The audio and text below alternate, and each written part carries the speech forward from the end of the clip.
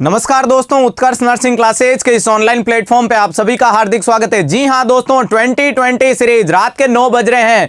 भयंकर series start होने वाली है। बोले तो इस बार खुला चैलेंज नॉरसेट और निमांस को कि नर्वस सिस्टम से दूर रह जाना भाई साहब। हम सोते सोते नहीं, हम पढ़ते पढ़ते आ रहे हैं एग्जाम को क्रैक करने के लिए। जी हां, good evening all of you dear. आज के सेशन में डील करेंगे नर्वस सिस्टम, एक से एक बेहतरीन क्वेश्चन, जिंदगी बनाने वाले सिस्टम, कंसेप्ट बनाने वाले सिस्टम, इतने दिन अपने को परेशान करने वाले सिस्टम को खोल के रखने वाले मेडिकल सर्जिकल सिस्टम खुद में एक बहुत बड़ा सब्जेक्ट है, जिसके अंदर नर्वस सिस्टम, जिसको बोला जाता है राजा सिस्टम। और मैं तो राजा नहीं, इसको महाराजा बोलता हूं, क्योंकि यह सबसे ऊपर पाया जाता है।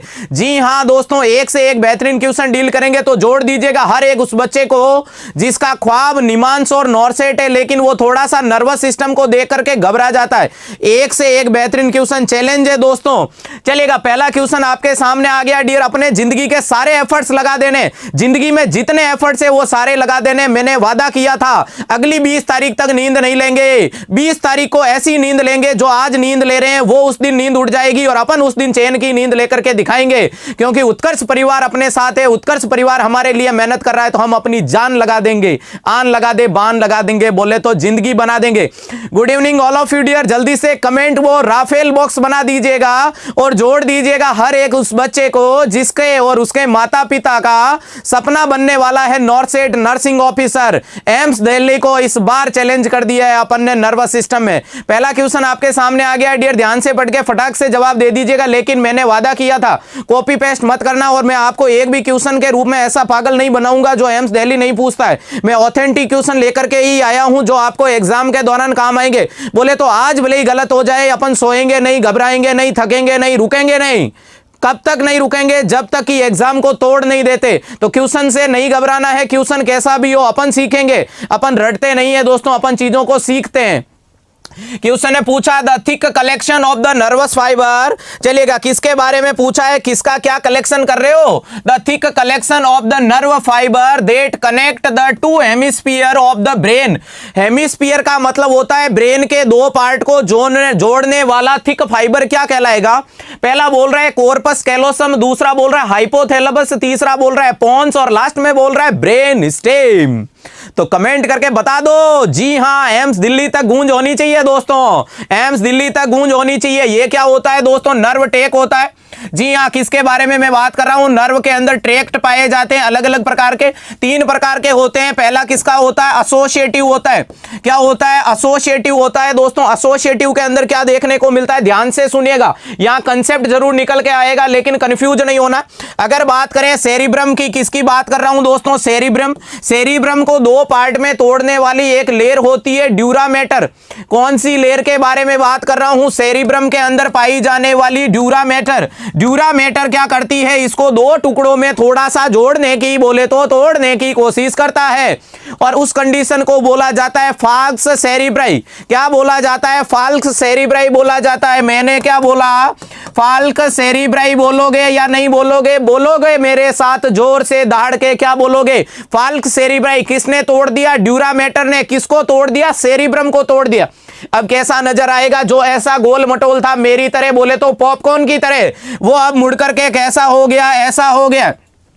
अब वो कैसा हो गया? ऐसा हो गया। अरे भैया ऐसा क्यों हो गया? क्योंकि इसके ऊपर फाल्क्स सेरिब्राई, बोले तो ड्यूरा मैटर के ऊपर क्या हो गए? कनेक्शन अंदर की तरफ आ गए। घबराना मत दोस्तों, घबराने की जरूरत नहीं है। एक से एक बेहतरीन क्वेश्चन। अब मैंने क्या बताया? Associative track. एसोसिएटिव ट्रैक का मतलब एक ही हेमिस्फीयर के अंदर नर्व ट्रैक के मैसेज जा रहे हैं, तो वो जाते हैं एक गाइरस से 2 गाइरस। अब बात आ गई गाइरस और सल्गस क्या होते हैं? गाइरस होता है इसके ऊपर उभरा हुआ हिस्सा। जी हां, आपके सेरिब्रम या किसी भी पार्ट के ऊपर ये उभरे हुए हिस्से होते हैं। अरे नजर आ रहे हैं क्या? मैंने बना दिए। अरे जोर से बोलो रे भाइयों, आवाज नहीं आ रही है।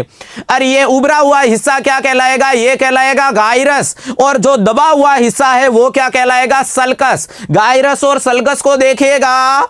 चलिएगा, गाइरस किसको बोला डियर? जो ये उभरा हुआ हिस्सा, इसको बोलोगे गाइरस। क्या बोलोगे? गाइरस बोला जाएगा। जी हां, और ये दबा हुआ हिस्सा क्या कहलाएगा? ये कहलाएगा सल्कस। क्या बोलोगे? सल्कस। तो 2 चीजें मैंने बता दी। जो दबी हुई लाइनें होती है वो कहलाती है सल्कस, जो उभरी हुई चीजें क्या कहलाती है? गाइरस कहलाती है। अब मुझे बताएगा ये गायरस और सल्कस क्यों पाए जाते हैं डियर? क्योंकि ये लार्ज एनवायरमेंट क्या करते हैं, सरफेस एरिया को बढ़ाने की कोशिश करते हैं। देखा होगा, आपने सुना होगा कि आपकी इंटेस्टाइन 8 मीटर लंबी है। कितनी मीटर? 8 मीटर लंबी इंटेस्टाइन इतनी छोटी सी बॉडी में कैसे समा गई रे?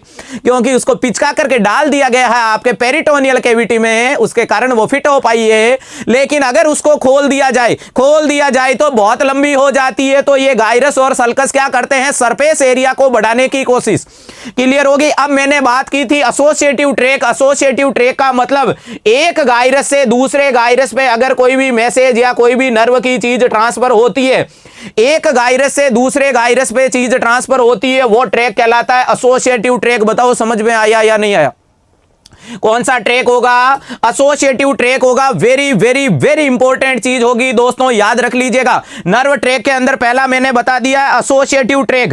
एसोसिएटिव ट्रैक समझ में आ गया। दूसरा होगा कमिश्रल ट्रैक। दूसरा कौन सा होगा? कमिश्रल ट्रैक होता है। जी हां, कमिश्रल ट्रैक का मतलब ये फिर से वही अपना सेरिब्रम, लेकिन इसके अंदर क्या होगा, एक हेमिस्फीयर से दूसरे हेमिस्फीयर, हेमिस्फीयर समझ गए ना, ये दो चीजें बन गई। ये आपका है राइट हेमिस्फीयर और ये आपका लेफ्ट हेमिस्फीयर। लेकिन मैसेज कहां से जा रहा था? एक गायरस से दूसरे गायरस पे जा रहा था। कंडीशन कहलाई एसोसिएटिव ट्रैक। यहां पर क्या होगा, एक हेमिस्फीयर से दूसरे हेमिस्फीयर में जो मैसेज को जोड़ेगा वो कंडीशन क्या कहलाएगी? वेरी वेरी वेरी इंपॉर्टेंट चीज, वो कहलाएगा कॉर्पस कोलोसम। बताओ समझ में आया या नहीं आया? क्या कहलाएगा? Corpus callosum. Right answer question ने यही पूछा था dear. Very very very important चीज, करेक्ट आंसर जाएगा कॉर्पस कोलोसम। मैंने गायरस सल्कस बता दी है, मैंने फाल्क्स सेरिब्राई बता दिया, मैंने ड्यूरामेटर बता दिया, मैंने सल्कस गायरस बता दिया, मैंने कमिश्रल ट्रैक बता दिया, एसोसिएटिव ट्रैक बता दिया। एग्जामिनर क्वेश्चन पूछेगा, 100% पूछेगा, लिखवा के ले लेना। तो बिल्कुल कंफ्यूज नहीं होना। अगर एक गायरस से दूसरे गायरस समझ गए ना, ऊपर से उभरा हुआ हिस्सा, good evening all of you dear, ऊपर से उभरा हुआ हिस्सा गायरस कहलाएगा, दबा हुआ हिस्सा सल्कस कहलाएगा। उभरा हुआ गायरस, दबा हुआ सल्कस कहलाएगा। तो ये अगर ये पूछे तो एसोसिएटिव, और ये दोनों चीजों को जोड़ने वाला हिस्सा क्या कहलाएगा? तो ये कहलाएगा कॉर्पस कोलोसम। हाइपोथैलेमस क्या होगा? थर्मोरेगुलेटरी सेंटर है दोस्तों, अपने अपने अपने अपने ब्रेन का पार्ट एक हाइपोथैलेमस होता है। बात समझ में आई या नहीं आई? आ गई? ये नहीं होगा। पोन्स क्या है? तो पोन्स के अंदर मैंने सेंटर बताए थे, ओपनियोस्टिक और न्यूमोस्टिक नाम के सेंटर पाए जाते हैं। कल की क्लास में मैंने बताया था पोन्स के अंदर पोन्टिन सेंटर पाया जाता है। तो ये भी नहीं होगा। और ब्रेन स्टीम क्या होता है? ब्रेन स्टीम 2-3 चीजों से मिलकर बना होता है, फर्दर डील करेंगे। जी हाँ, ब्रेन स्टीम का क्वेश्चन है। Good evening all of you dear, बहुत बढ़िया, जल्दी से कनेक्ट कर लो हर एक बच्चे को जिसका ख्वाब नॉरसेट में है, उसका और उसके माता पिता का, क्योंकि सेशन एक से एक बेहतरीन क्वेश्चन होगा। कहीं देर नहीं हो जाए, क्योंकि अपनी दाढ़ इस बार एम्स दिल्ली के कानों में होगी। ये ले लीजिएगा वो क्वेश्चन जो एम्स सोच रहा था कि मैं क्वेश्चन दे दूंगा, स्टूडेंट को हिला दूंगा, लेकिन उसको पता नहीं है उत्कर्ष परिवार इस बार ठान करके बैठा है, जब तक तोड़ेंगे नहीं तब तक छोड़ेंगे नहीं। ध्यान से पढ़िएगा, कंफ्यूजन नहीं होना चाहिए। मैं क्वेश्चन को एक्सप्लेन करूंगा, जवाब आप लोगों को देना है। क्वेश्चन पूछ रहा है, the nurse is a planning care. Nurse बेचारी एक मरीज की प्लानिंग कर रही है केयर के लिए, for a child with acute bacterial meningitis. और उस बच्चे को क्या हो गया डियर? Acute bacterial meningitis. जी हाँ, किसी भी बैक्टीरिया के कारण उसके ब्रेन के ऊपर पाई जाने वाली कवरिंग को हो गया इन्फ्लामेशन। कल पता चल गया। नेक्स्ट क्या बोल रहा है? Based on the mode of the transmission, और इस बीमारी के फैलने के तरीके के आधार पर, ऑफ दिस इन्फेक्शन, जो इन्फेक्शन फैलता है, which precautionary intervention should be included in plan of the care. यानी सादा सिंपल सा क्वेश्चन आपसे पूछ रहा है, बच्चा किसका है? अरे बच्चा किसका भी हो छोड़ो, बीमारी किसकी है? मेनिंजाइटिस की। कौन सा मेनिंजाइटिस? बैक्टीरियल मेनिंजाइटिस, जो एक व्यक्ति से दूसरे में फैले। बोले तो मेरे से आप में, आपसे मेरे, मेरे से मेरे पड़ोसी में फैले, वो कहलाता है बैक्टीरियल मेनिंजाइटिस। अब उसकी बीमारी के आधार पे बोल दिया कि नर्स बेचारी क्या करेगी? पहला बोल रहा है मेंटेन एंटायर प्रिकॉशन, बोले तो पूर्ण रूप से प्रिकॉशन काम में लेगी ताकि यह बीमारी नहीं फैले। दूसरा बोल रहा है मेंटेन ए न्यूट्रोपेनिक प्रिकॉशन। न्यूट्रोपेनिक का मतलब क्या हो गया? न्यूट्रोपिन के नंबर कम नहीं होने देंगे, नहीं होने देंगे, नहीं होने देंगे, क्योंकि इन्फेक्शन हो जाएगा, इम्यूनिटी डाउन हो जाएगी। तीसरा बोल रहा है no precaution are required as the long antibiotic has been started. तीसरा ऑप्शन बोल रहा है कि एंटीबायोटिक चालू कर दी क्या? अगर चालू कर दी तो घबराने की जरूरत नहीं है, मुझे पता है, मैंने पढ़ रखा है, ये ऐसा बोल रहा है। और लास्ट ऑप्शन बोल रहा है मेंटेन रेस्पिरेटरी आइसोलेशन, यानी रेस्पिरेटरी आइसोलेशन जरूरी है। रेस्पिरेटरी आइसोलेशन नहीं किया तो फैल जाएगी बीमारी। और बीमारी कौन सी फैल जाएगी? मेनिंजाइटिस, क्योंकि एक से दूसरे में, दूसरे से एक में, एक से दूसरे में फैलने वाली बीमारी है।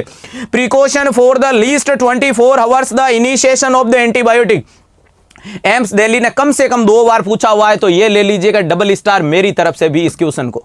अब इंपॉर्टेंट चीज है, जल्दी से एक भी बच्चा डियर ऐसा नहीं होना चाहिए जो इस लाइव सेशन से जुड़ चुका है लेकिन कमेंट नहीं कर रहा है। इस बार कमेंट करना है, कॉन्फिडेंट प्राप्त करना है। और सिलेक्शन कुछ भी हो जाए 20 तारीख तक नींद नहीं लेंगे, 20 तारीख तक सोशल मीडिया काम में नहीं लेंगे, क्लासें देखेंगे, एक से एक बेहतरीन क्लास देखेंगे, क्योंकि उत्कर्ष परिवार आप लोगों के लिए दिन रात मेहनत कर रहा है। तो उसका परिणाम मात्र एक परिणाम होगा 20 तारीख को एम्स दिल्ली के, जी हां, एम्स दिल्ली के ऑडिटोरियम में इतनी बड़ी गूंज करके दिखा देंगे कि हम पढ़ के आए, हम सोते सोते नहीं आए हैं। इंपॉर्टेंट चीज क्या बोली है? इंपॉर्टेंट चीज है कि मेनिंजाइटिस हो गया तो रोकने का तरीका, एंटीबायोटिक चालू करने के 24 घंटे तक आपको प्रिकॉशन काम में लेना है, उसके बाद जरूरत नहीं है।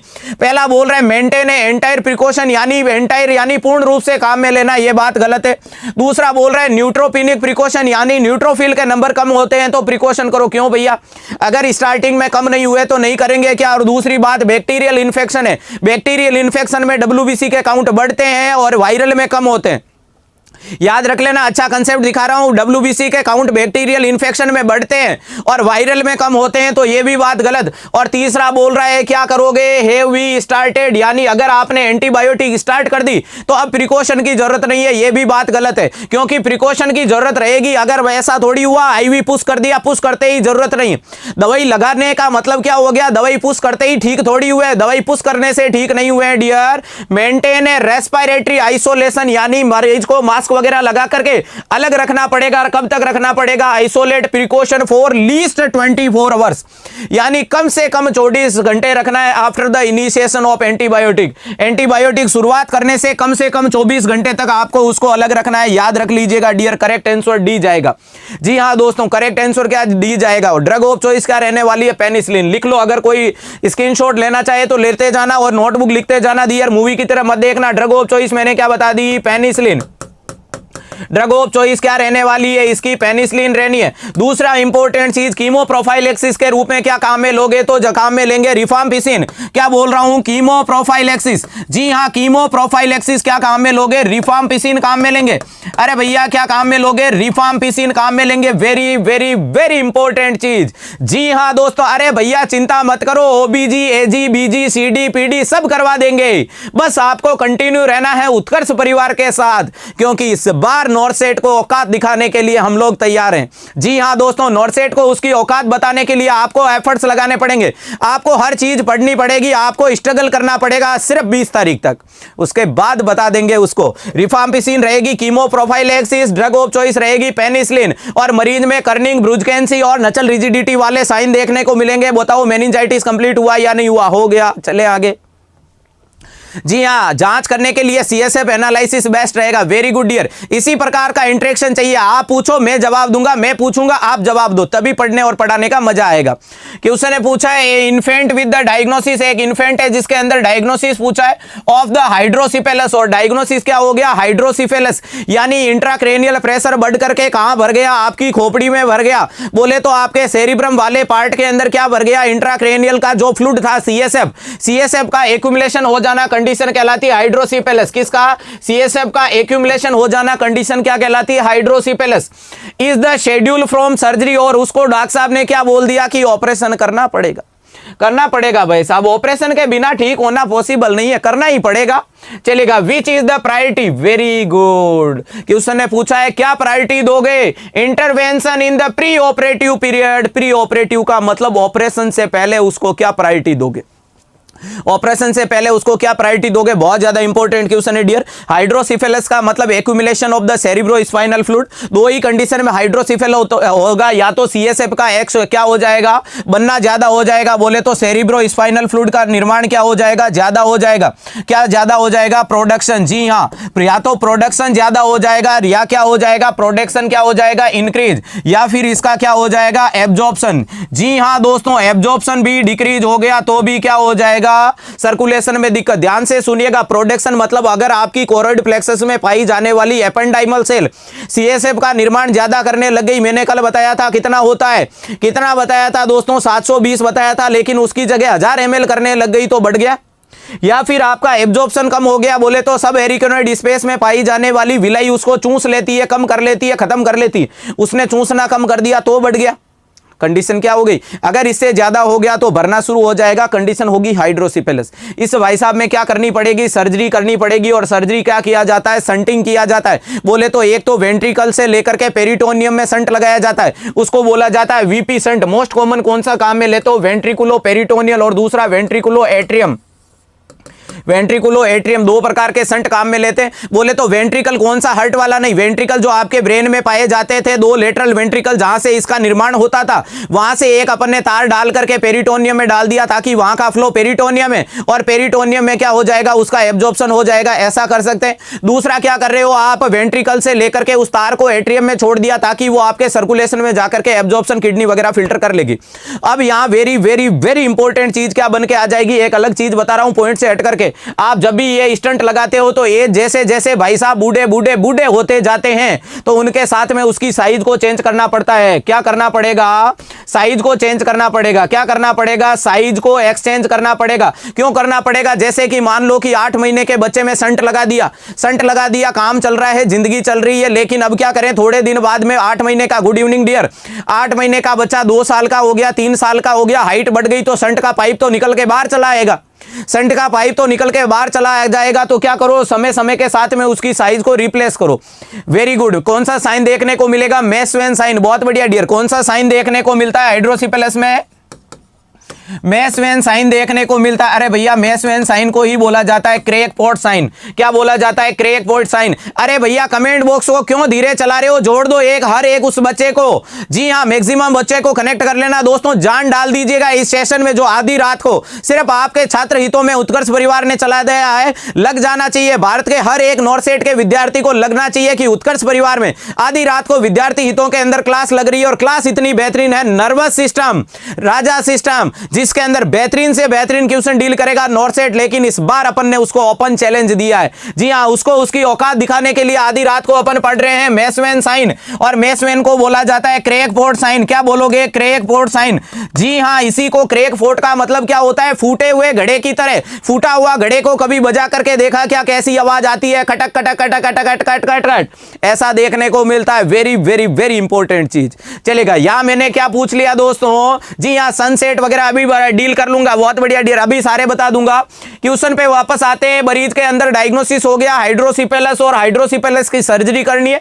सर्जरी से पहले नर्स क्या प्रायोरिटी देगी? तो पहला बोल रहा है test the urine for protein, कि इसके यूरिन में, बोले तो इसके सुसु के अंदर प्रोटीन देख लो। तो इसके यूरिन में प्रोटीन का कंसेप्ट यहां कोई भी फॉलो नहीं होता है, तो बात हटा दूं।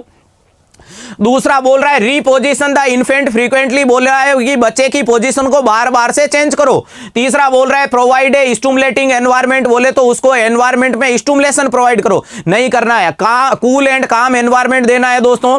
क्लास रुक रुक के नहीं चल रही है डियर। इंटरनेट का पैसा बचा लिया आपने, इंटरनेट का नहीं। मैंने कल वादा किया था 500-400 की कंजूसी मत करना। 5 करोड़ की नौकरी लेने जा रहे हो, 5 करोड़ की नौकरी लेने जा रहे हो, 400-500 की कंजूसी मत करना। सीना तान के एक जियो का रिचार्ज और कला लेना, ताकि नॉर्सेट को उसकी औकात दिखानी है। क्लियर है? तो प्रोवाइडिंग ए स्टिमुलेशन एनवायरनमेंट कभी भी नहीं देना। क्या देना है? कूल एंड काम एनवायरनमेंट देना। जी हां, कूल एंड काम एनवायरनमेंट। और लास्ट बोल रहा है असेस ब्लड प्रेशर हर 15 मिनट से। तो हर 15 मिनट से बीपी देखने से क्या मतलब हुआ? मरीज को बीमारी क्या हो गई? मरीज को क्या बीमारी हो गई? मरीज को बीमारी है हाइड्रोसिपेलस की। तो यहां ब्लड प्रेशर चेक करना है। बीपी का मतलब ब्लड प्रेशर हर 15 मिनट से देखने का कोई भी कंसेप्ट नहीं हुआ। अरे भैया जी इतने इमोजी कैसे डाल दिए? क्या हो गया? अरे इतने इमोजी कैसे डाल दिए? कमेंट करके बताओ रे। अरे मुझे समझ में नहीं आ रहा है क्या हो गया।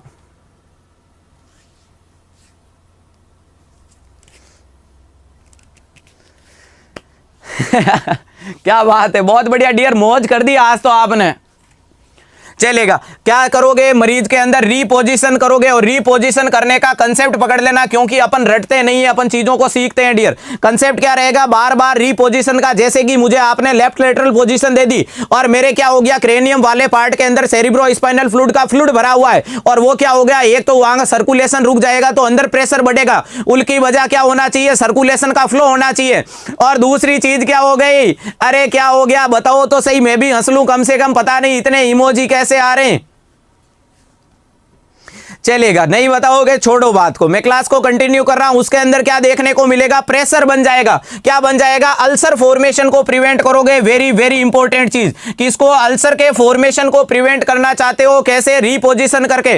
तो मरीज को रीपोजिशन देनी है ताकि सर्कुलेशन का फ्लो बना रहे और अल्सर के फॉर्मेशन को प्रिवेंट कर सकते हो, ये इसका रैशनल है, याद रख लेना। चले नेक्स्ट क्वेश्चन पे, नेक्स्ट क्वेश्चन आपके सामने आ गया डियर, जल्दी से बता दो क्या जवाब जाएगा। नेक्स्ट क्वेश्चन, एक भी बच्चा ऐसा नहीं होना चाहिए डियर जो इस लाइव सेशन से जुड़ चुका है लेकिन कमेंट करने में हिचकिचाहट महसूस कर रहा है, जल्दी से कमेंट करके बता दीजिएगा क्या होगा।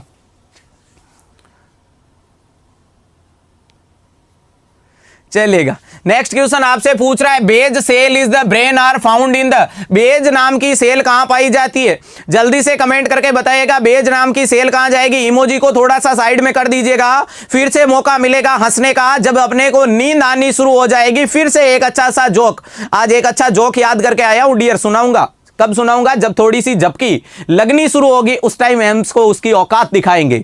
बेज सेल के बारे में पूछा है, बेज सेल कहां पाई जाती है, थैलेमस में, सेकेंडरी मोटार कोर्टेक्स में, सेंसरी कोर्टेक्स में, या प्राइमरी मोटार कोर्टेक्स में।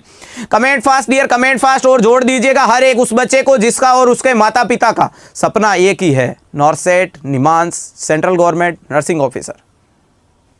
चलिएगा, ये कहां पाई जाती है, तो अपने ब्रेन के अंदर पार्ट होता है प्राइमरी मोटार। जी हाँ, अगर बात करें कहां पर दोस्तों, सेरिब्रम के अंदर एक पार्ट होता है जिसको बोला जाता है प्राइमरी मोटार एरिया, और प्राइमरी मोटार एरिया के अंदर एक सेल पाई जाती है, कैसी दोस्तों, पिरामिड शेप में। कैसी, पिरामिड शेप के अंदर पाई जाती है, पिरामिड शेप के अंदर सेल पाई जाती है, उसको बोलते हैं बेड सेल। क्या बोलोगे, बेड सेल बोला जाता है। और ये बेड सेल के अंदर वेरी इंपॉर्टेंट कंसेप्ट निकल के आएगा, बोले तो एडल्ट का बेबिंस्की रिफ्लेक्स। जो बच्चे घबरा करके सो जाने की कोशिश कर रहे हैं वो समझ लेना, नॉर्सेट पीछे रह जाएगा, नींद आज आ जाएगी, लेकिन 20 तारीख को नींद उड़ जाएगी। और जो आज अपनी नींद को उड़ा करके सेशन को ज्वाइन कर लेंगे वो चैन की नींद लेंगे 20 तारीख को, बोले तो प्लीजरेबल मूवमेंट फील करेंगे कि हाँ आई एम द बेस्ट।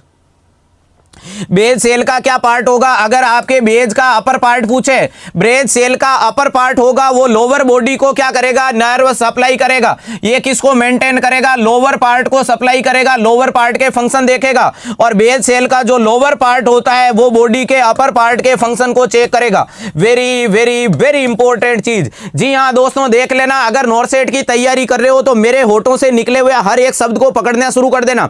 अगर एक एक चीज को पकड़ना शुरू कर दिया उसी दिन कंसेप्ट बनेंगे, क्लियर है ना। जरूरी नहीं कि हर चीज को, जी हाँ, हर चीज को लिखना जरूरी नहीं है, कुछ बोले हुए शब्द भी काम आएंगे, तो ध्यान रख लेना। मैंने क्या बता दिया, पिरामिड शेप की पाई जाती है, पहला क्वेश्चन। और बेज सेल का अपर पार्ट लोअर बॉडी को सप्लाई करेगा और लोअर पार्ट अपर बॉडी को सप्लाई करेगा, तो ये इंपॉर्टेंट चीज है। अब अगर मैं आपसे पूछ लूं कि बेज सेल का अपर पार्ट डैमेज हो गया तो मरीज में सिम्टम लोअर बॉडी पार्ट में वीकनेस के आएंगे, और अगर मैं बोल दूं कि बेज सेल का लोअर पार्ट डैमेज हो गया तो अपर बॉडी पार्ट में वीकनेस के आएंगे। और ये पाई कहां जाती है, तो प्राइमरी मोटार कोर्टेक्स के अंदर पाई जाती है। कहां पाई जाती है, प्राइमरी मोटार कोर्टेक्स में। राइट आंसर क्या जाएगा, डी। याद रखिएगा, इंपॉर्टेंट चीज है।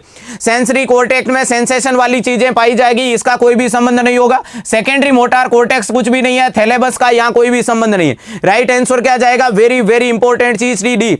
ICU, emergency, OT, first aid वगैरह ये सारी चीज बढ़ा दूंगा, चिंता नहीं करें। एक अच्छे मन से जुड़े हुए तो बेखौफ आप निश्चिंत तैयारी कीजिएगा, आप जिम्मेदारी मेरी है।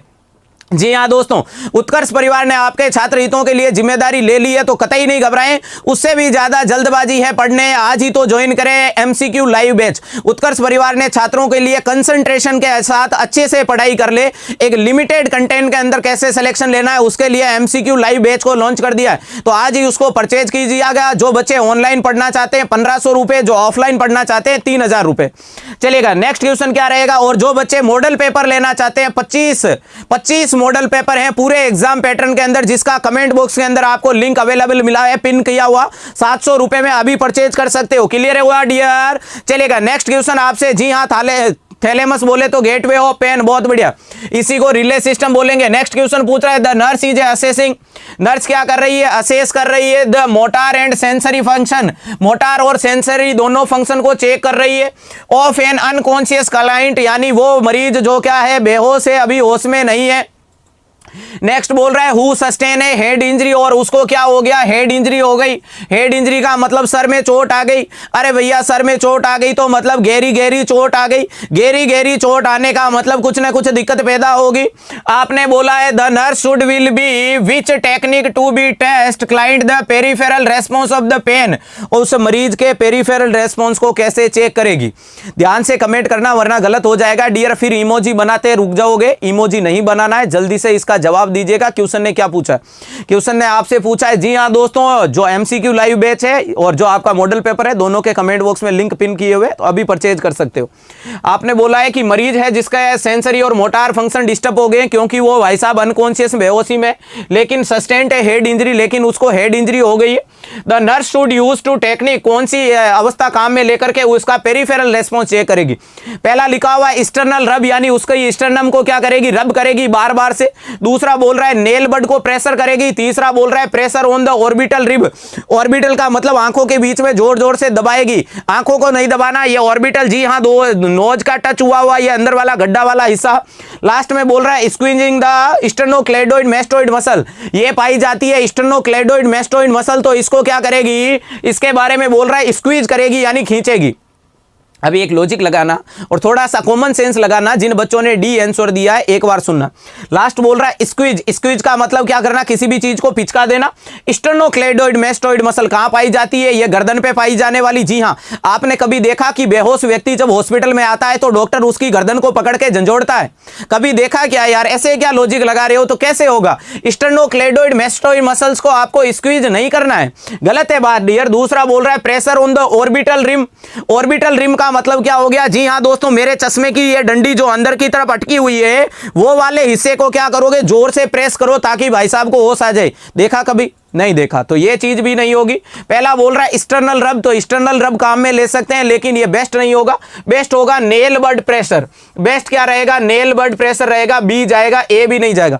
आपने देखा होगा कि मरीज जैसे ही हॉस्पिटल में आता है डॉक्टर क्या करता है, एक ब्लंट इंस्ट्रूमेंट लेता है, क्या लेता है, कोई भी ब्लंट आइटम लेता है। जी हां दोस्तों, ब्लंट आइटम लेकर के मरीज के पेरिफेरल पार्ट, आपने देखा होगा कि उसके पैर के अंदर एक लाइन खींचता है, और ज्यादातर तो क्या लेता है, चाबी लेता है, गाड़ी की चाबी निकालता है अपने हाथ से और मरीज के पैर के अंदर लगाता है। उसके कारण अगर मरीज में सेंसेशन आ रहे हैं तो वो देख लेता है कि अवेयरनेस है या नहीं है, और अगर ये चीज वहां मौजूद नहीं है तो दूसरा ऑप्शन क्या जाएगा, नेल बड का प्रेशर। बोलता है कि नाखून को दबा करके देखेगा, नेल बेड प्रेशर का मतलब क्या हो गया, वो नाखून को दबा करके आपके सर्कुलेशन को चेक करना चाहता है। ये एग्जामिनर ने पूछा था, बहुत इंपॉर्टेंट चीज है।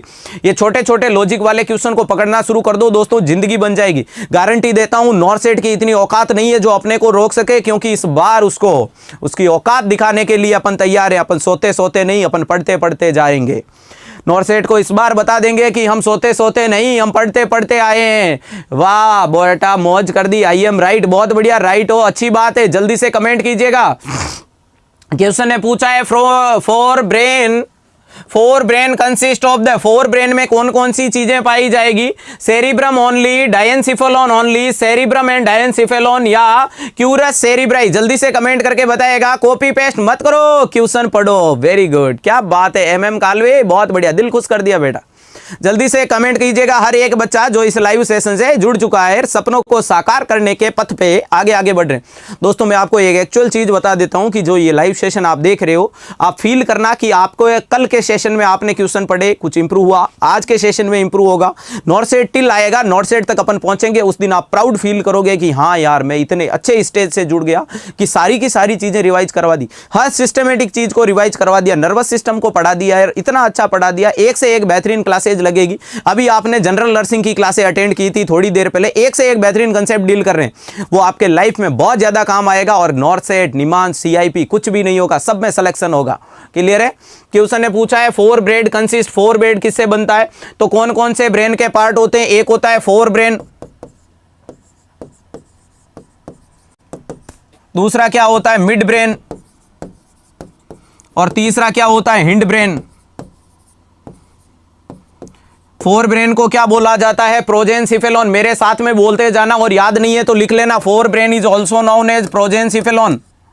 क्या बोलोगे? प्रोजेनसिफेलॉन बोला जाएगा। मिड ब्रेन को बोला जाता है मीजेनसिफेलॉन। क्या बोला जाएगा? मीजेनसिफेलॉन। इसको बोला जाएगा रोमेनसिफेलॉन। रोमेनसिफेलॉन बोला जाता है हिंड ब्रेन को। ये 3 पार्ट मैंने साइंटिफिक बता दिए। प्रोजेनसिफेलॉन के 2 पार्ट हैं, टेलेनसिफेलॉन, टेलेनसिफेलॉन और डायेनसिफेलॉन। डायेनसिफेलॉन याद रखिएगा, टेलेनसिफेलॉन और डायेनसिफेलॉन किसके पार्ट है? तो आपके फोर ब्रेन के। मिड ब्रेन का क्या है? तो कोई नहीं है। हिंड ब्रेन के 2 पार्ट रहेंगे, एक तो मेटेनसिफेलॉन और दूसरा माइलेनसिफेलॉन। क्या बोल रहा हूं? मेटेनसिफेलॉन और माइलेनसिफेलॉन। माइलेनसिफेलॉन, मेटेनसिफेलॉन में क्या आएगा? तो पोन्स आएगा। और क्या देखने को मिलेगा? माइलेनसिफेलॉन में कौन होगा? मेडुला ऑब्लोंगेटा होगा। इसके अंदर पोन्स होगा, उसके अंदर कौन होगा? मेडुला ऑब्लोंगेटा होगा। याद आई चीजें? दिमाग में ध्यान आए? कंसेप्ट निकलने शुरू हुए या नहीं हुए? अब मैंने बता दिया, एक है टेलेनसिफेलॉन, दूसरा डायेनसिफेलॉन। सर बड़े कंफ्यूज हो गए। अरे कंफ्यूजन का संबंध उत्कर्ष के साथ ना कभी था, ना कभी है, ना कभी रहेगा। चीजों को समझेंगे। डायेनसिफेलॉन में सारे थैलेमस चिपका दो।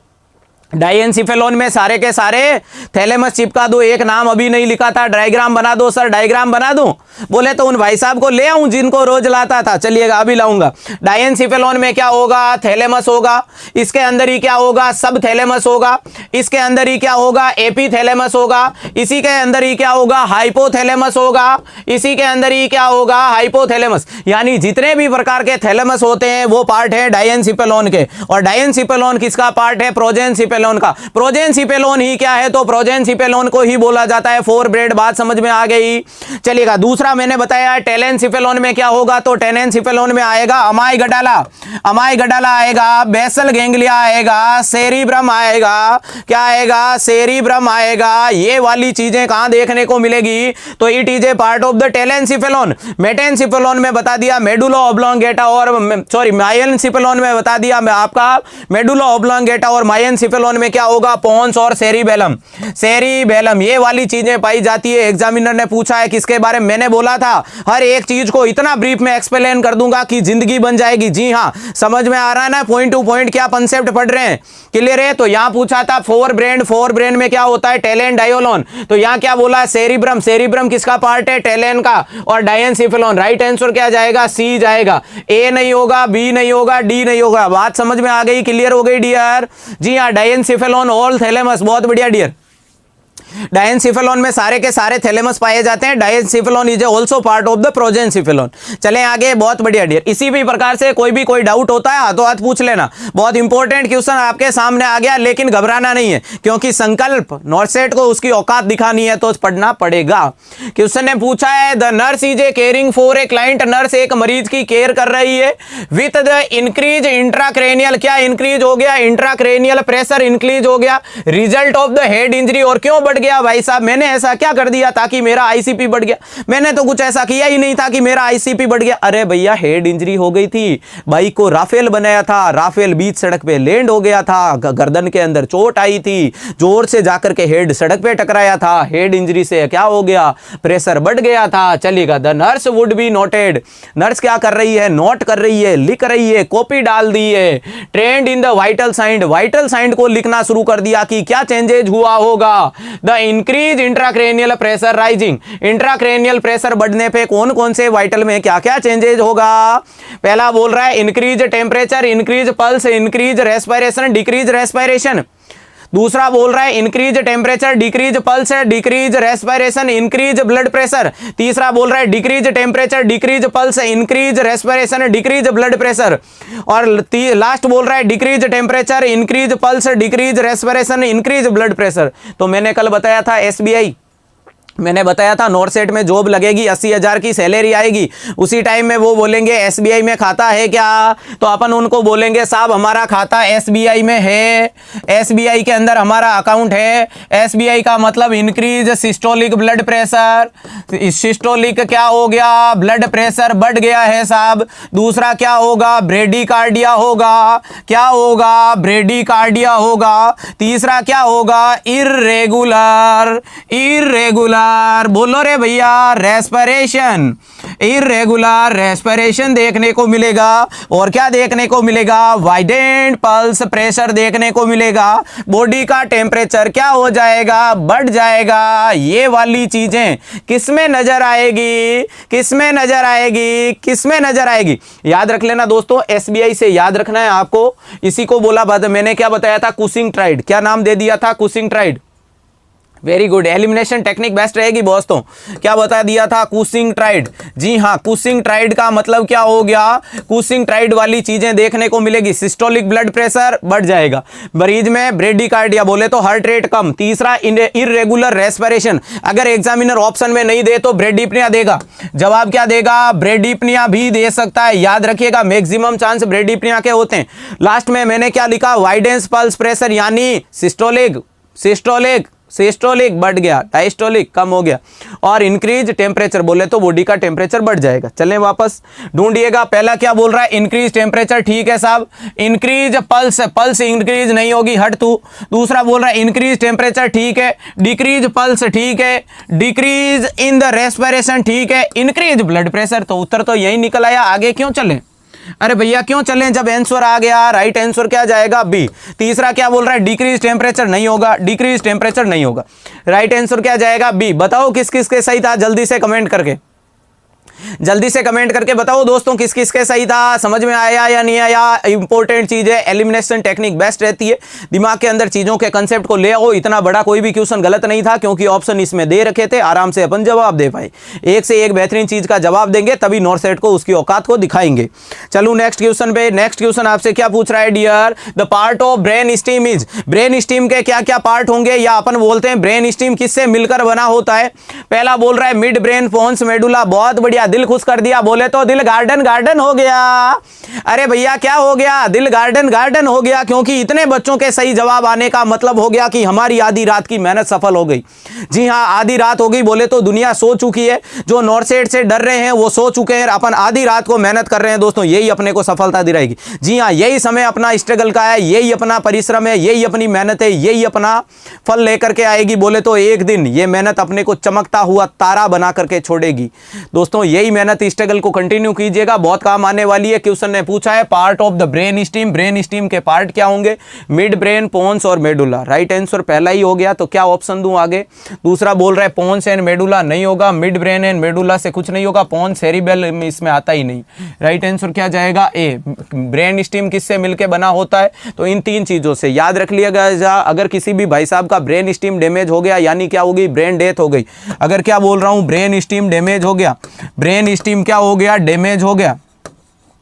ब्रेन स्टीम अगर डैमेज हो गया तो समझ लेना क्या हो गई, ब्रेन की डेथ हो गई। अरे क्या किसकी डेथ हो गई रे चाले, क्या ब्रेन की डेथ हो गई। याद रखिएगा, एग्जामिनर बोले तो आपसे पूछेगा कि एक भाई साहब है जिनके कौन से पार्ट डैमेज होने पे उनके बच्चों को बोल दिया जाएगा कि आपके इन घर वालों का आप अंग डोनेट कर सकते हो। बोले तो किडनी बेच दो, बेच दो, बेच दो, लीवर बेच दो रे भैया, लीवर बेच दो, आंखें बेच दो। अरे कब बोलोगे, जब चला जाएगा। कौन चला जाएगा, मिड ब्रेन चला जाए, पोन्स चला जाए, मेडुला ओब्लोंगेटा चला जाए। जब मेडुला ओब्लोंगेटा चला गया, सांस आ रही है, नहीं आ रही है, वेंटी दे रही है, वेंटिलेटर सांसें दे रही है। इसको खुद को कुछ नहीं आता। जी हाँ, इसको खुद को कुछ नहीं आता, वेंटी सांस दे रही है, ऑक्सीजन मास्क सांस दे रहा है। अरे सांस के भरोसे, मशीनों के भरोसे कब तक जिंदा रहोगे, नहीं रह पाओगे। नहीं रह पाओ तो बेच दो, अरे बेचो मत, डोनेट कर दो। तो याद रख लेना, डोनेशन वाली चीजें भी कब आएगी, जब ब्रेन डैमेज हो जाएगा। चलूं आगे, चलूं आगे, चलूं आगे। नेक्स्ट क्वेश्चन चलिएगा, जल्दी से जवाब दे दीजिएगा दोस्तों। नेक्स्ट क्वेश्चन आपके सामने आ गया, मजा आ गया ना, बहुत बढ़िया डियर। नेक्स्ट क्वेश्चन पूछ रहा है the client recovery from the head injury. एक मरीज है जिसको हेड इंजरी हो गई, बोले तो ब्रेन के अंदर चोट आ गई है। चोट आने के कारण भाई साहब में पूछा है रिकवरिंग, एक client is a recovering from head injury. Head injury हो गई थी, उसके बाद रिकवरिंग कर रहा है। Is the participating in the care. बेच दो बेटा, तुम्हारा क्या जाता है, बेच दो रे, बेच दो, मौज कर रहे हो। Participating in the care, care में पार्टिसिपेट कर रही है। The nurse determined that the client understand. Client के अंडरस्टैंड के बारे में बोले तो उनको पता चल गया है। Measure to prevent elevation in the intracranial pressure. उसका कौन सा ऑप्शन होगा जो उसके इंट्राक्रेनियल प्रेशर के बढ़ने के बारे में जानकारी देगा। The nurse observe observe that the client doing which activity, कौन सी एक्टिविटी मरीज कर रहा है जो इंक्रीज इंट्राक्रैनियल प्रेशर के बारे में जानकारी देगा। फटाक से कमेंट करके बता दीजिएगा दोस्तों। एक भी बच्चा ऐसा नहीं होना चाहिए जो इस लाइव सेशन से जुड़ चुका है लेकिन शंका शर्म कर रहा है, डर कर रहा है, डर के मारे से घबराहट पैदा कर रहा है, वरीनेस हो रही है, एंजाइटी हो रहा है, फियर हो रहा है, पैनिक हो रहा है या फोबिया हो रहा है। ये सारी चीजों को साइड में कर दीजिएगा। इस बार नॉर्सेट को छोड़ेंगे नहीं। जल्दी से जवाब दो दोस्तों, क्या होगा। मरीज को हेड इंजरी थी, हेड इंजरी से रिकवरी हो गई, पार्टिसिपेट कर रहा है केयर में। द नर्स डिटरमाइन, नर्स पहचान कर रही है, क्लाइंट अंडरस्टैंड है।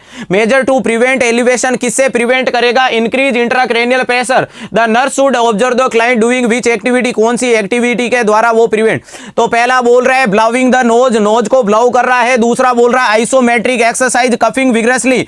और क्या बोल रहा है, एक्सीलिंग ड्यूरिंग द रीपोजिशन, रीपोजिशन के दौरान एक्सहेल करना।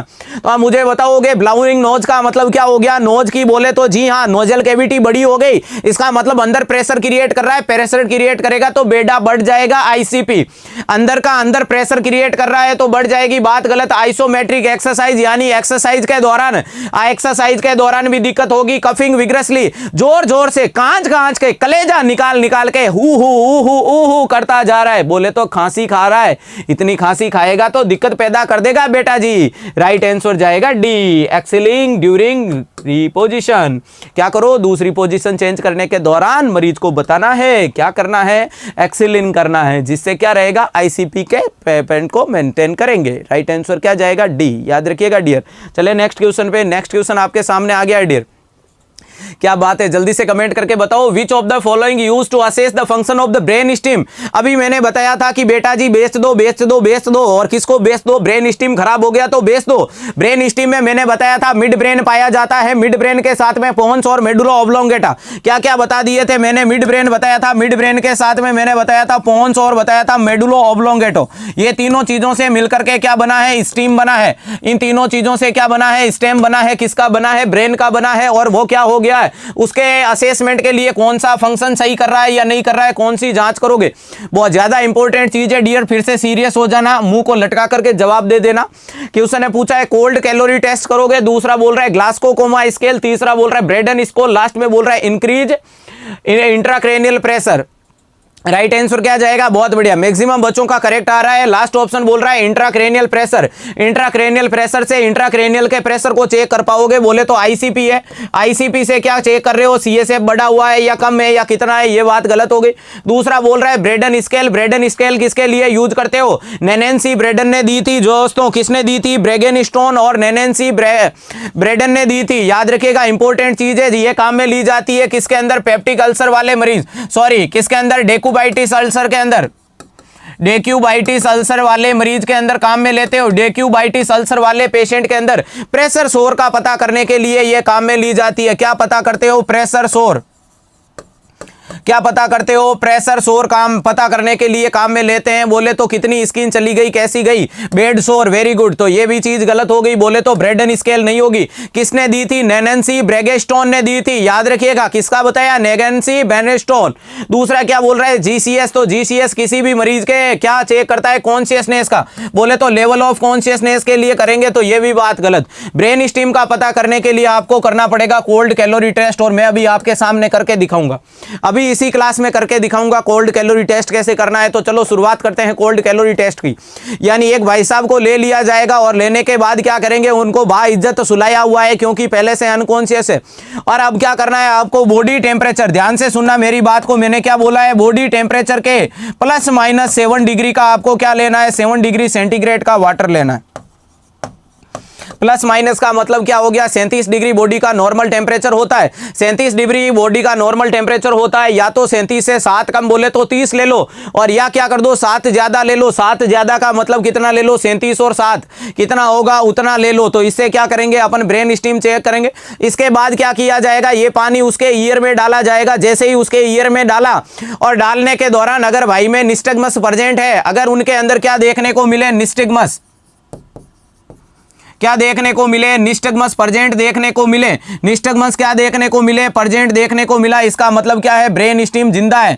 बोले तो क्या है, ब्रेन स्टीम सही है। बोले तो ब्रेन स्टीम काम कर रहा है या फंक्शन नॉर्मल है। लेकिन वही में क्या देखने को मिलेगा, जी हाँ, कोल्ड में अपोजिट और वार्म में क्या देखने को मिलेगा, सेम साइड। बहुत बढ़िया काऊ, बहुत बढ़िया ट्रिक है। यहां इतना कंफ्यूज नहीं होना है, आपको इतना ही याद रखना, जैसे ही पानी डाला, पानी डालने के बाद आंखें लट्टू की तरह घूमने लग गई। जैसे ही कान में पानी डाला, पानी डालने के बाद आंखें लट्टू की तरह घूम रही है, समझ जाना बीमारी क्या हो गई, निस्टगमस हो रहा है। निस्टगमस का मतलब क्या हो गया, ब्रेन स्टीम काम कर रहा है। लेकिन जैसे ही आपने गर्म पानी डाल करके देखा, आंखें हिली नहीं हिली, ठंडा पानी डाल करके देखा, आंखें हिली नहीं हिली, इसका मतलब ब्रेन स्टीम डैमेज है। तो कौन सी जांच करोगे, कोल्ड कैलोरी टेस्ट किया जाता है। क्लियर है, राइट आंसर ए जाएगा। बहुत बढ़िया चीज देखने को मिली, नो रेस्पॉन्स वाली चीज, बहुत बढ़िया। अगर कुछ भी देखने को नहीं मिले तो डैमेज, अगर देखने को मिले तो कांग्रेचुलेशन, सेलिब्रेशन। चलूं आगे, चलिएगा नेक्स्ट क्वेश्चन। नेट खत्म हो रहा है, पड़ोसी को हाथ जोड़ लो, पैर पकड़ लो, इंटरनेट मांग लो, हॉटस्पॉट कनेक्ट कर लेना, लेकिन ऐसे सेशन को गलती से भी गलती मत करना, हजारों बच्चों से पीछे चले जाओगे। जल्दी से पढ़िएगा। नेक्स्ट क्वेश्चन पूछ रहा है, a client has clear fluid leakage. एक मरीज है जिसके अंदर क्या देखने को मिला, क्लियर फ्लूइड लीकेज। क्लियर का मतलब पारदर्शी कलर का फ्लूइड में लीकेज हो रहा है। फ्रॉम द नोज, कहां से हो रहा है, नाक से हो रहा है। फॉलोइंग ए बेसिलर स्कल फ्रैक्चर, और मरीज में क्या हो गया, स्कल बोन का बेस फ्रैक्चर हो गया है। बेसिलर स्कल फ्रैक्चर कह रहा है, वहां से पानी टपक रहा है। बोले तो टपकनी से टपक रही है। Which finding would alert the nurse to cerebrospinal fluid is present. ऐसी कौन सी चीज होगी जो नर्स को बता रही है कि सीएसएफ आ रहा है। ऐसी कौन सी चीज होगी जो बता रही है कि सीएसएफ आ रहा है, आ रहा है, बताओ रे भैया। पहला बोल रहा है fluid is clear and test negative from glucose, कि अपन ने फ्लूइड को देखा तब पता चला कि ये तो ट्रांसप्लेंट, बोले तो क्लियर है, पारदर्शी है, और रिजल्ट में ग्लूकोज नेगेटिव आया। दूसरा बोल रहा है fluid is grossly bloody in the appearance and the pH 6, बोल रहा है कि उस फ्लूइड में ब्लड पाया गया और पीएच 6 देखने को मिली। तीसरा बोल रहा है fluid comes together the dressing and the pH 7, कि उस ड्रेसिंग पे वो फ्लूइड देखने को मिला और पीएच 7 हो गई। और लास्ट में क्या बोल दिया, fluid separate into the constricting ring and the test positive glucose. जब आपने उसको अलग करके देखा तो एक कॉन्स्ट्रिक्टिव रिंग बन गई और उसके साथ में ग्लूकोज पॉजिटिव आया। तो याद रख लीजिएगा, वेरी वेरी वेरी इंपॉर्टेंट चीज है कि हेलो रिंग देखने को मिलेगी। कौन सी रिंग, हेलो रिंग देखने को मिलेगी। हेलो रिंग का मतलब क्या हो जाएगा, सीएसएफ है। पता कैसे करोगे, जहां से जो फ्लूइड मिल जाए उसको क्या करना है, गोज पीस पे लेना है। गोज पीस पे लेने के बाद उसको ऑब्जर्व करो कि उसके आसपास में क्या बन गई, एक रिंग बन गई। जी हाँ, रिंग का मतलब अंगूठी बन जाना, सर्किल बन जाना। वो कंडीशन क्या कहलाती है, हेलो रिंग कहलाती है। हेलो रिंग देखने को मिलती है सीएसएफ में। दूसरा क्या चेक कर लो, ग्लूकोज का लेवल पता कर लो। किसका लेवल पता कर लो, ग्लूकोज का लेवल पता कर लो। अगर ग्लूकोज पॉजिटिव आता है तो भी क्या है, सीएसएफ है, बोले तो सेरिब्रो स्पाइनल फ्लूइड है। लेकिन अगर एग्जामिनर पूछ ले, very very very very important चीज की इसका कंफर्मेटिव डायग्नोसिस क्या होगा, तो बीटा ट्रांसफेरिन। जल्दी से कमेंट करके बताओ confirmative diagnosis of the CSF. Confirmative diagnosis क्या होगा, जल्दी से बता दीजिएगा।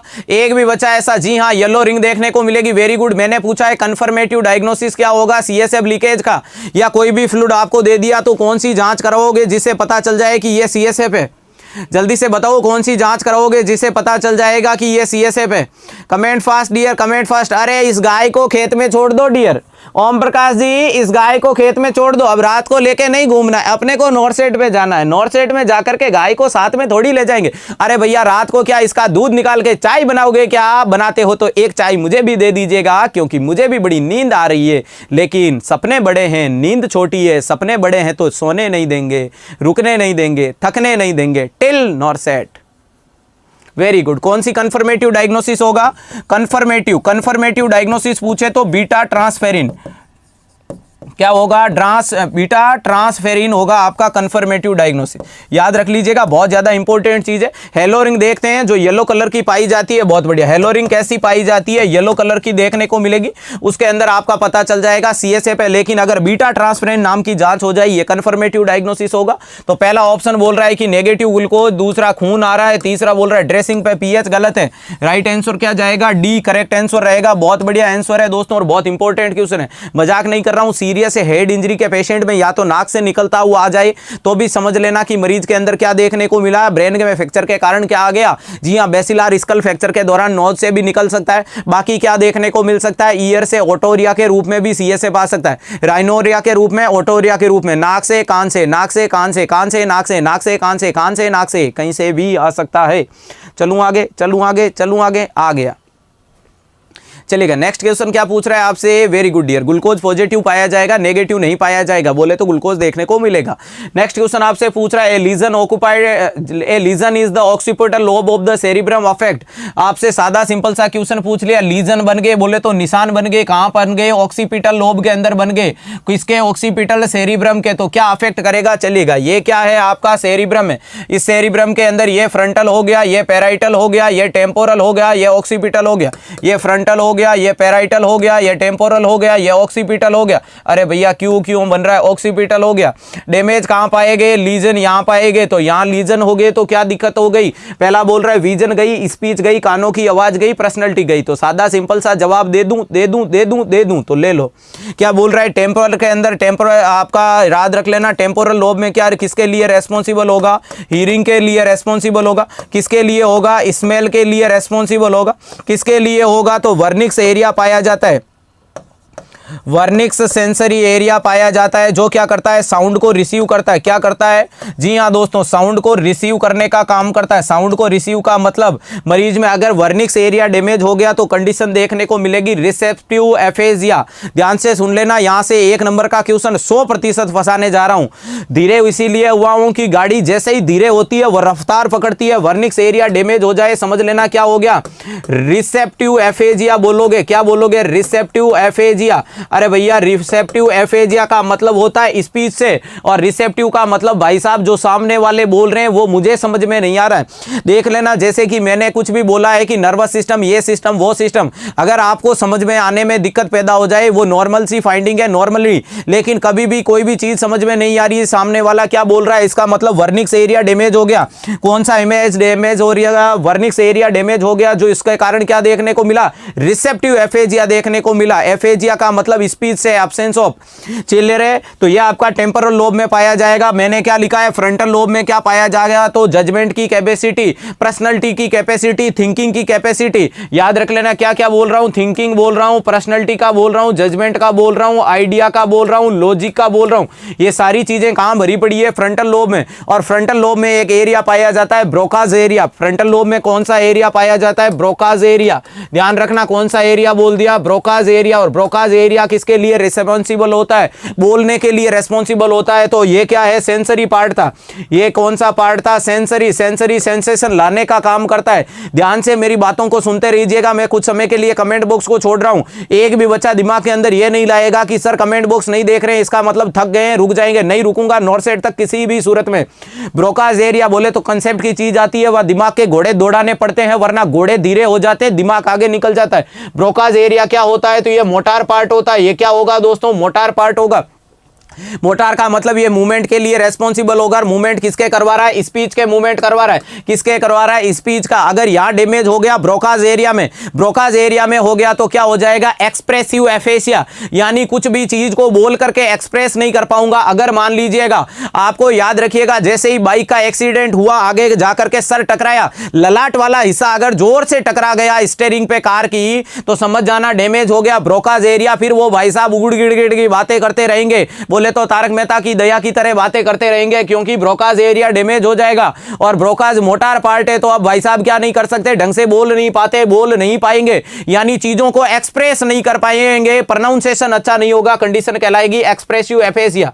क्या बोलोगे, एक्सप्रेसिव एफेजिया के नाम से बोला जाएगा। क्या बोल रहे हो, एक्सप्रेसिव एफेजिया देखने को मिलेगा। वेरी वेरी इंपॉर्टेंट चीज मैंने क्या बता दिया, अगर ब्रोकाज एरिया किसी भी बंदे का डैमेज हो रहा है, इसका मतलब चोट फ्रंटल लोब में, ब्रोकाज एरिया गया, इसका मतलब एक्सप्रेसिव एफेजिया। चिंता नहीं करें, घबराएं नहीं। ब्रोकाज का मतलब बोलने का था और दिक्कत हो गई, तो अब बोलने में हो गई, यानी एक्सप्रेस करने में हो गई।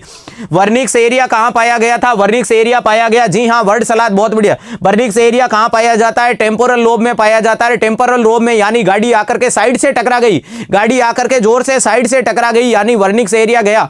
और वर्निक्स एरिया कहां पाया जाता है, टेम्पोरल लोब में चोट आई तो वर्निक्स गया, और वर्निक्स गया तो सेंसेशन गए।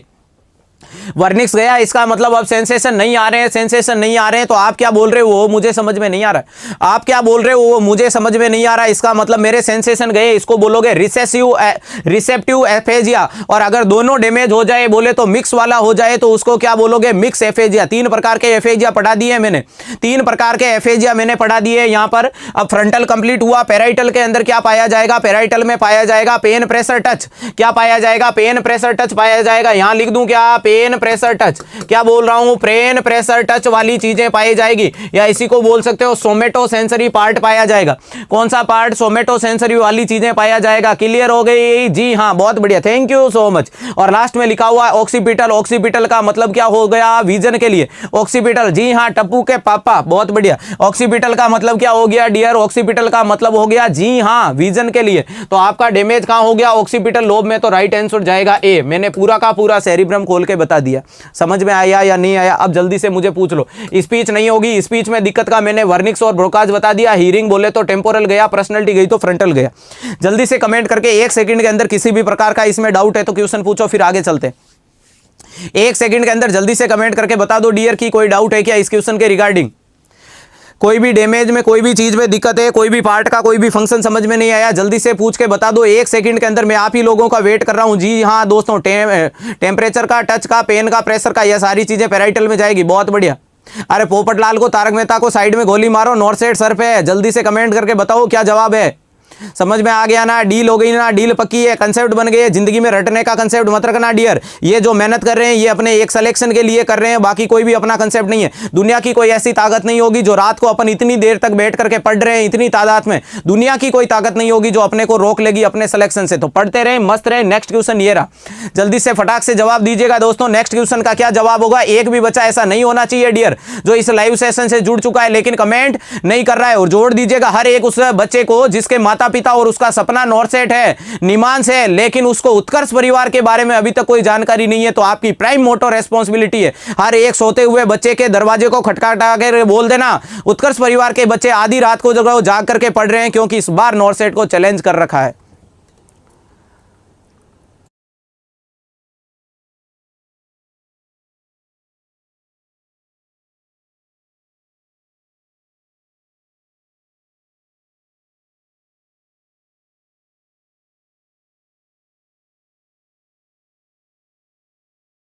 नेक्स्ट क्वेश्चन क्या पूछ रहा है आपसे, the nurse is evaluating the neurological sign. Nurse क्या इवैल्यूएट कर रही है, न्यूरोलॉजिकल साइन इवैल्यूएट कर रही है of a client with the spinal shock, जिसको क्या हो गया, स्पाइनल कोड में कोई ना कोई चोट आने पे शॉक में गया है मरीज। फॉलोइंग ए स्पाइनल कोड इंजरी, और किसको फॉलो किया है, स्पाइनल कोड इंजरी को, क्योंकि भाई साहब ने बाइक को राफेल बनाया था और राफेल बीच सड़क पे लैंड हो गया। जिन बच्चों को नींद आ रही है इसका मतलब वो नॉर्थ साइड से प्यार नहीं करते। जिन बच्चों को नींद आ रही है, थकान महसूस हो रही है, मैंने बोला था रुकना नहीं है, थकना नहीं है। टिल नॉर्थ साइड दुनिया की कोई ऐसी ताकत नहीं होगी जो अपने सपनों से ज्यादा दूसरी चीज के लिए, क्या नींद से ज्यादा प्यार करते हो, क्या थकान से ज्यादा प्यार करते हो, क्या खाने से ज्यादा प्यार करते हो, नहीं। दिमाग में एक बात होनी चाहिए, north side north side north side north side. Nursing officer nursing officer nursing officer, दुनिया की कोई ताकत नहीं रोकेगी। अगर इतना दिमाग में बिठा लिया नर्सिंग ऑफिसर को, अपने प्रोफेशन से प्यार कीजिएगा दोस्तों। प्रोफेशन इतना कुछ देके चला जाएगा जितनी आपने कल्पना भी नहीं की होगी सपने में। मरीज में होगी थी स्पाइनल कोड इंजरी, उसके कारण मरीज में स्पाइनल शॉक वाली स्थिति देखने को मिली और नर्स इवैल्यूएट कर रही है न्यूरोलॉजिकल, क्या न्यूरोलॉजिकल साइन देख रही है और साइन में देखने को मिला spinal shock. Which observation indicate the spinal shock persistent. Persistent का मतलब बना हुआ है, क्या बना हुआ है, स्पाइनल शॉक बना हुआ है। क्या बना हुआ है, स्पाइनल शॉक बना हुआ है। जल्दी से कमेंट करके बता दीजिएगा दोस्तों क्या जवाब जाएगा। पहला बोल रहा है हाइपर रिफ्लेक्सिया देखने को मिला, दूसरा बोल रहा है पॉजिटिव रिफ्लेक्स, तीसरा बोल रहा है फ्लैसिड पैरालिसिस और लास्ट बोल रहा है reflex emptying of the bladder. तो सादा सिंपल सा जवाब क्या जाएगा, क्या जवाब जाएगा, बहुत बढ़िया डियर। आपको पूछा है स्पाइनल शॉक, तो मैं जवाब क्या देना चाहता हूं सॉरी, याद रख लेना क्वेश्चन के अंदर पूछा है स्पाइनल कोड। जैसे ही आपके स्पाइनल कोड में डैमेज कुछ भी होगा, मरीज के स्पाइनल के जो नर्व फाइबर जो रूट सप्लाई करते हैं बॉडी के अंदर, वो क्या हो जाएंगे, वो डायलेट हो जाएंगे। डायलेट हो जाएंगे तो मरीज का क्या हो जाएगा, ब्लड प्रेशर अचानक से फॉल होगा। बोले तो वेसल्स को जो सप्लाई करने वाले नर्व फाइबर हैं वो डैमेज हो गए। बोले तो ये पाइप ऐसा था, वो पाइप क्या हो जाए, अपने फंक्शन को रोक दिया। और फंक्शन को रोक दिया तो मरीज में क्या हो गया, डायलेशन हो गया। और डायलेशन के दौरान मरीज में क्या डाउन हो जाएगा, ब्लड प्रेशर कम हो जाएगा। अरे भैया भैया क्या कम हो जाएगा? ब्लड प्रेशर, और ब्लड प्रेशर कम हो जाने के कारण मरीज कहां चला गया? शॉक में। और शॉक क्यों हुआ है? स्पाइनल शॉक, क्योंकि डैमेज कहां हुआ था? स्पाइनल कॉर्ड में डैमेज के कारण ये शॉक में गया। क्लियर है? तो पहला बोल रहा है हाइपर रिफ्लेक्सिया, यानी बॉडी के रिफ्लेक्स बढ़ जाएंगे। अब मुझे बताओ कि बॉडी में जो सप्लाई करने वाली स्पाइनल कॉर्ड थी, जो नर्व फाइबर बोले तो 31 जो पैर के अंदर नर्व पाई जाती है, मैंने कितनी बताई? स्पाइनल नर्व 31 होती है। स्पाइनल नर्व कितनी होती है? 31 होती है। कौन कौन सी होती है? C8 होती है, T12 होती है, L5 होती है, और S5 होगी, और क्या होगा? CO1 होगी। CO1 होगी। कितनी होगी? 8 8 20 20 10 30 30 1 31 हो गई क्या? ये स्पाइनल नर्व होती है दोस्तों। अगर मुझे बताइएगा कि इनके अंदर कोई डैमेज हो गया, आज नेट का इश्यू बहुत हो रहा है, नेट का इश्यू नहीं होगा डियर, मैंने बोला था एक रिचार्ज करवा लेना, जिंदगी से ज्यादा रिचार्ज महंगा नहीं होगा। 5 करोड़ की नौकरी लेने जा रहे हो। कितने करोड़ की? 5 करोड़ की जिंदगी बन जाएगी। और जिंदगी मेरे हिसाब से 500 रुपए से ज्यादा नहीं होगी। एक रिचार्ज कर लेना, पड़ोसी हाथ जोड़ करके वाईफाई ले लेना, कुछ भी कर लेना, लेकिन अपनी मेहनत को कंटिन्यू करना डियर। दुनिया में बहुत चीजें आएगी जो आपको बहुत भटकाएगी, भटकना नहीं है, एक अच्छे मन से कंटिन्यू जुड़े रहना, ताकि अपने सिलेक्शन के पथ की तरफ सिस्टमेटिक वे में बढ़ते जाएं। क्लियर है? अगर इनके अंदर डैमेज होने के कारण मरीज की वेसल्स का डायलेशन हुआ, बीपी डाउन हुआ, पहला बोल रहा है हाइपर रिफ्लेक्स। आप मुझे बताओ, ये डैमेज हो गए तो सेंसेशन ले जाने वाला कोई नहीं, सेंसेशन लाने वाला कोई नहीं, तो अब रिफ्लेक्स कहां से? हाइपर हो गए, हाइपर नहीं हाइपो रिफ्लेक्सिया होगा। दूसरा बोल रहा है पॉजिटिव रिफ्लेक्सेस देखने को मिलेंगे, पॉजिटिव नहीं नेगेटिव हो जाएंगे रिफ्लेक्स, क्योंकि अगर इनके अंदर स्पाइनल शॉक चला गया बोले तो स्पाइनल कॉर्ड के फंक्शन ढंग से नहीं हो रहे, तो मरीज के पॉजिटिव नहीं, ये भी गलत। और लास्ट बोल रहा है reflex emptying of the bladder, bladder emptying के रिफ्लेक्स, तो ये भी बात गलत है। स्पाइनल शॉक के कारण मरीज के ब्लडर के रिफ्लेक्स भी चेंजेज हो जाते हैं, बोले तो भाई साहब अंदर ही सुसु कर देते हैं। जी हाँ, यूरिन पास आउट अपने अंदर ही कर देते हैं, बोले तो बेड को स्विमिंग पूल बनाना शुरू कर देते हैं, क्योंकि क्या हो गए? नर्व के सेंसेशन नहीं आ रहे। राइट आंसर क्या जाएगा? सैक्रल प्लेक्सस के अंदर पाया जाता है आपका रिफ्लेक्स मैच्योरेशन सेंटर। क्या बोल रहा हूं? रिफ्लेक्स सेंटर कहां पाया जाता है? सैक्रल प्लेक्सस के अंदर पाया जाता है। बाकी पोन्टिन में क्या पाया जाता है? Maturation centre. कंसेप्ट को पकड़ लेना, कंसेप्ट ही जिंदगी बनाएंगे। मैंने क्या बोला? सैक्रल प्लेक्सस में पाया जाता है रिफ्लेक्स सेंटर। रिफ्लेक्स सेंटर का मतलब वो रिफ्लेक्स देता है किसके? यूरिन के। तो अगर वहां डैमेज हो गया, यहां क्या बोल रहा है? फ्लैसिड पैरालिसिस, यानी भाई साहब के लोअर लिम्ब या अपर लिम्ब में जो भी सेंसेशन जाने थे वहां के सेंसेशन डैमेज हो गए, बोले तो नर्व फाइबर डैमेज होने के कारण, स्पाइनल शॉक के कारण मरीज की बॉडी लटक चुकी है, पैरालिसिस हो चुकी है, उन पे कंट्रोल नहीं है, उन पे मूवमेंट नहीं है। राइट आंसर सी जाएगा डियर। क्लियर हो गई? इंपॉर्टेंट चीजें मैंने बताई थी, वो चीजें नोट की या नहीं की? मैंने क्या बताया था? जल्दी से लिख लीजिएगा। मैंने क्या बताया था? पोन्स्टीन के अंदर क्या पाया जाएगा? पोन्स के अंदर पाया जाता है आपका मैच्योरेशन सेंटर। क्या बोल रहा हूं? मैच्योरेशन सेंटर कहां पाया जाता है? मैच्योरेशन सेंटर पोन्स में होता है। और सैक्रल प्लेक्सस के अंदर, क्या बोल रहा हूं? सैक्रल प्लेक्सस के अंदर, जी हां, सैक्रल प्लेक्सस के अंदर पाया जाता है रिफ्लेक्स सेंटर। क्या बोल रहा हूं? रिफ्लेक्स सेंटर पाया जाता है। जी हां दोस्तों, रिफ्लेक्स सेंटर कहां पाया जाएगा? सैक्रल प्लेक्सस में। अपने क्वेश्चन का राइट आंसर क्या जाएगा? सी। छोटे छोटे पॉइंट को पकड़ीजिएगा, दुनिया की कोई ताकत नहीं है जो आपका सिलेक्शन रोक ले दोस्तों। चलिएगा, जल्दी से जवाब दे दीजिएगा। क्या हुआ? क्या हुआ? वनीला वापस से कमेंट करके बताएगा क्यों डियर, क्यों समझ में नहीं या मैंने बताया था। बात को ढंग से समझो कि रिफ्लेक्स का आपके स्पाइनल कॉर्ड डैमेज हो गई, यानी जो आपकी, एक एग्जांपल सुनिएगा, आपकी बॉडी को सप्लाई करने वाला पाइप जो आपकी बॉडी के सारे काम करवाता है, लेकिन उसके अंदर क्या हो गया? कोई भी डैमेज हो गया, तो उसके कारण अब बॉडी में मैसेज नहीं जा रहे हैं, तो सारे काम कम हो गए, ज्यादा नहीं होंगे। तीनों ऑप्शन में ज्यादा बोल रहा था। हाइपर रिफ्लेक्स हो गया, ये रिफ्लेक्स बढ़ गया, यूरिन के रिफ्लेक्स बढ़ गए। एकमात्र ऑप्शन था कि पैरालिसिस हो गया। राइट आंसर पैरालिसिस ही जाएगा, क्योंकि फ्लैसिड पैरालिसिस, बॉडी लटक चुकी है। क्लियर हो गया? और मैच्योरेशन का रिफ्लेक्स सेंटर होता है सैक्रल प्लेक्सस में, यानी सैक्रल एरिया में पाया जाता है, जहां से रिफ्लेक्स जाते हैं यूरिनरी ब्लडर को। और मैंने बताया था मैसेज कहां से आता है? तो पोन्स से आता है, बोले तो पोन्टिन सेंटर पाया जाता है। क्लियर हो गया? नेक्स्ट क्वेश्चन पूछ रहा है ब्रोकाज एरिया कंट्रोल, तो अभी बता दिया था। ब्रोकाज एरिया फ्रंटल पार्ट के अंदर पाया जाता है। कहां पाया जाता है? फ्रंटल पार्ट के अंदर। जी हां, खोपड़ी के आगे वाले पार्ट में, सेरिब्रम में पाया जाने वाला पार्ट कौन सा होता है? Broca's area. और ब्रोकाज एरिया किसके लिए रेस्पॉन्सिबल होता है? Broca's is a motor function होते हैं। इसके क्या फंक्शन होते हैं? मोटार फंक्शन होंगे। मोटार का मतलब ये मूवमेंट कराने का काम करेगा, और अगर मूवमेंट डैमेज हो गए तो ये क्या करेगा? Expressive aphasia. कौन सा? एक्सप्रेसिव एफेजिया देखने को मिलेगा। कौन सा एफेजिया? एक्सप्रेसिव एफेजिया देखने को मिलेगा। याद रखिएगा, कंसेप्ट यही काम आएंगे दोस्तों। एक्सप्रेसिव का मतलब मैं चीजों को एक्सप्रेस नहीं कर पाऊंगा, बोल नहीं पाऊंगा, समझा नहीं पाऊंगा, तो ये चीज दिक्कत हो जाएगी।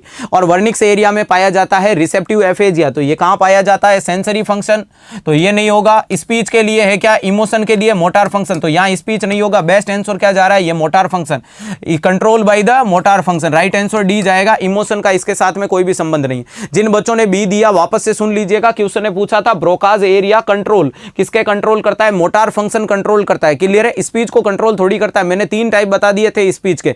रिसेप्टिव एफेजिया भी तो स्पीच में ही काउंट होगा, तो वो जवाब थोड़ी जाएगा, ऑप्शन ही नहीं है। आपको ये नहीं पूछा था कि ये क्या करता है, इसका पूछा था कि ये किसको कंट्रोल करता है, तो ये मोटार फंक्शन को कंट्रोल करता है।